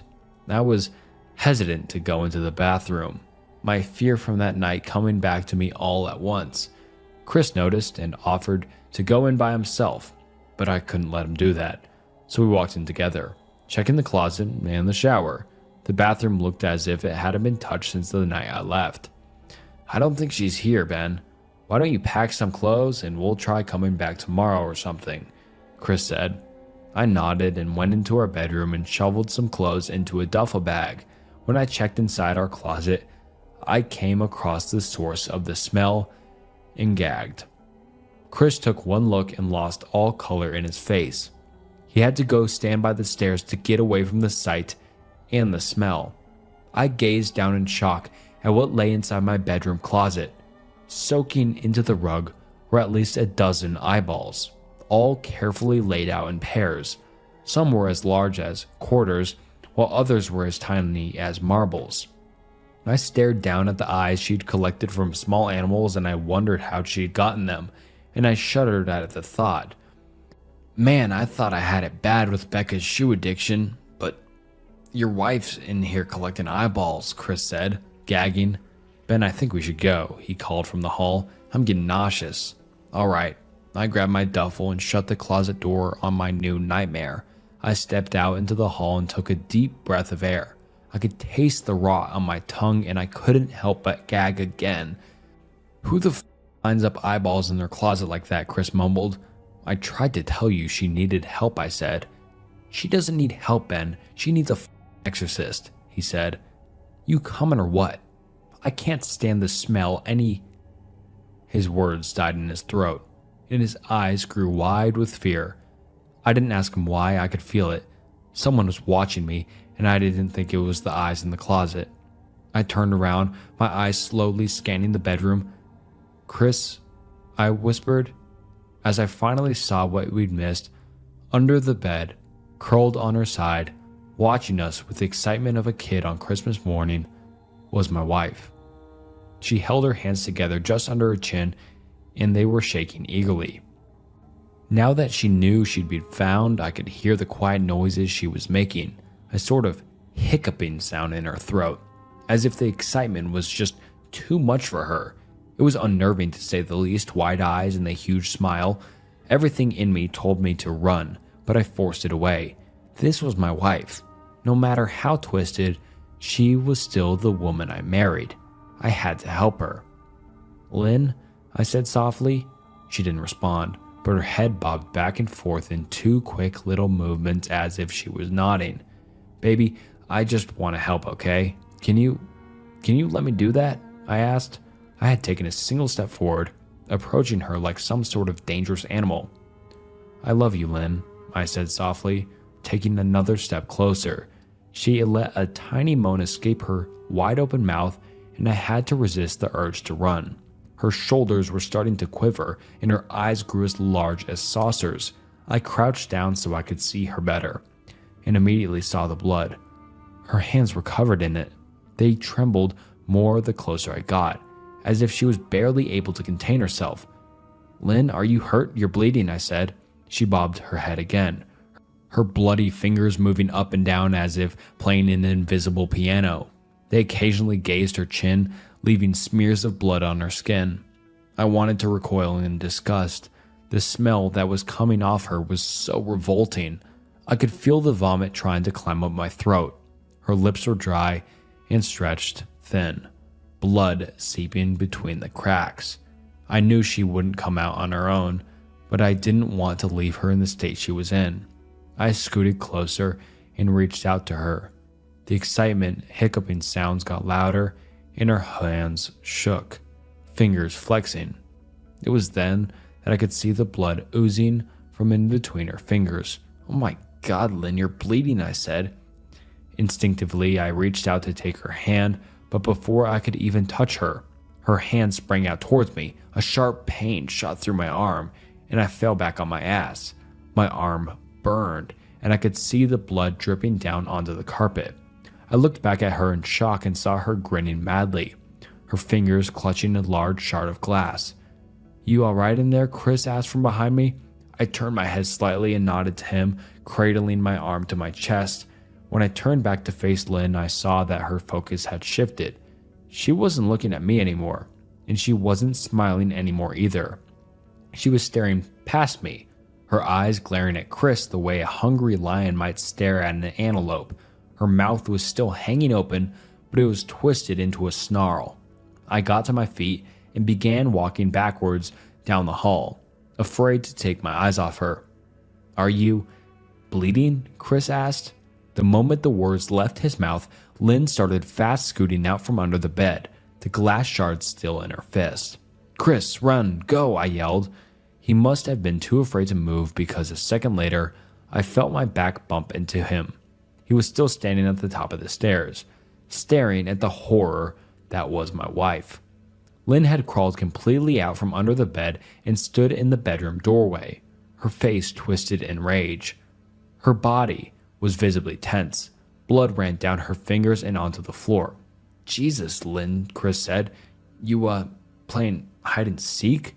I reached back and pushed him towards the step. "Move your ass, Chris," I said quietly but firmly as I could.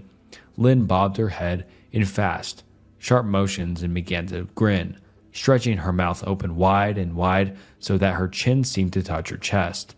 I heard Chris mutter a prayer, and then he was running down the stairs. I stood at the top of the steps, stuck between the love for a woman who clearly needed serious help and self-preservation. "I only want to help," I said, choking back tears. Her eyes focused on me once again as she slowly lifted the glass, holding it out in front of her, and then she started sprinting towards me, grinning with utter excitement. Thankfully, my body took over, and I flew down the stairs, skipping 2 or 3 at a time. I made it to the front door before I felt it reach onto my back, wrapping her arms around my neck, her open mouth next to my ear so that I could hear those terrible hiccuping sounds up close. I shook her off me, knocking her to the floor. I felt a searing pain in my back as she went, but I tore open the front door and bolted to my car.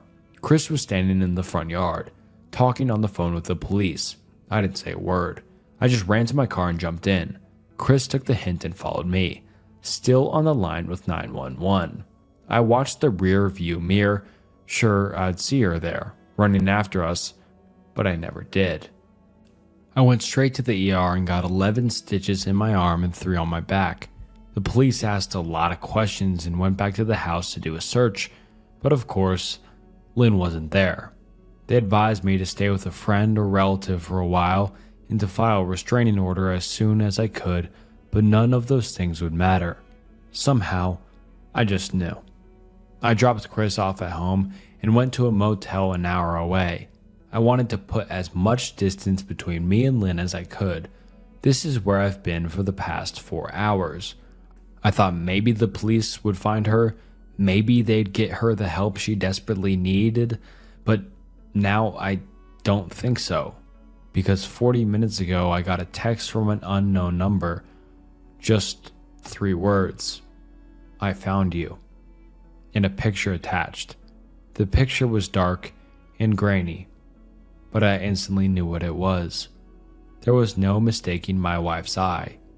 I started typing this out immediately after. I don't know what to do. I'm alone and scared, and I can't help but feel that I'm still being watched. And alright, that wraps up the unexplained, weird Reddit stories. I guess this is way different than an iceberg, which is my usual, but I decided to, upload a different video. I don't know if this will get any views at all. I don't know if you guys will enjoy this at all, but I enjoyed the stories I chose. Not a lot of input on my end. I'm just reading stories, but I really hope you enjoyed it nonetheless, because I think this is definitely interesting. And let me know if you'd like to see any videos like this in the future, because I think they're just a lot of fun, because some of these stories are just so interesting and creepy and just so well put together. Whether they're real or not, I think it's still worth the read and still worth the listen. So yeah, if you're still watching, we're almost an hour in, consider subscribing and liking the video for more. And yeah, thanks again for watching the video, and until next time, see ya.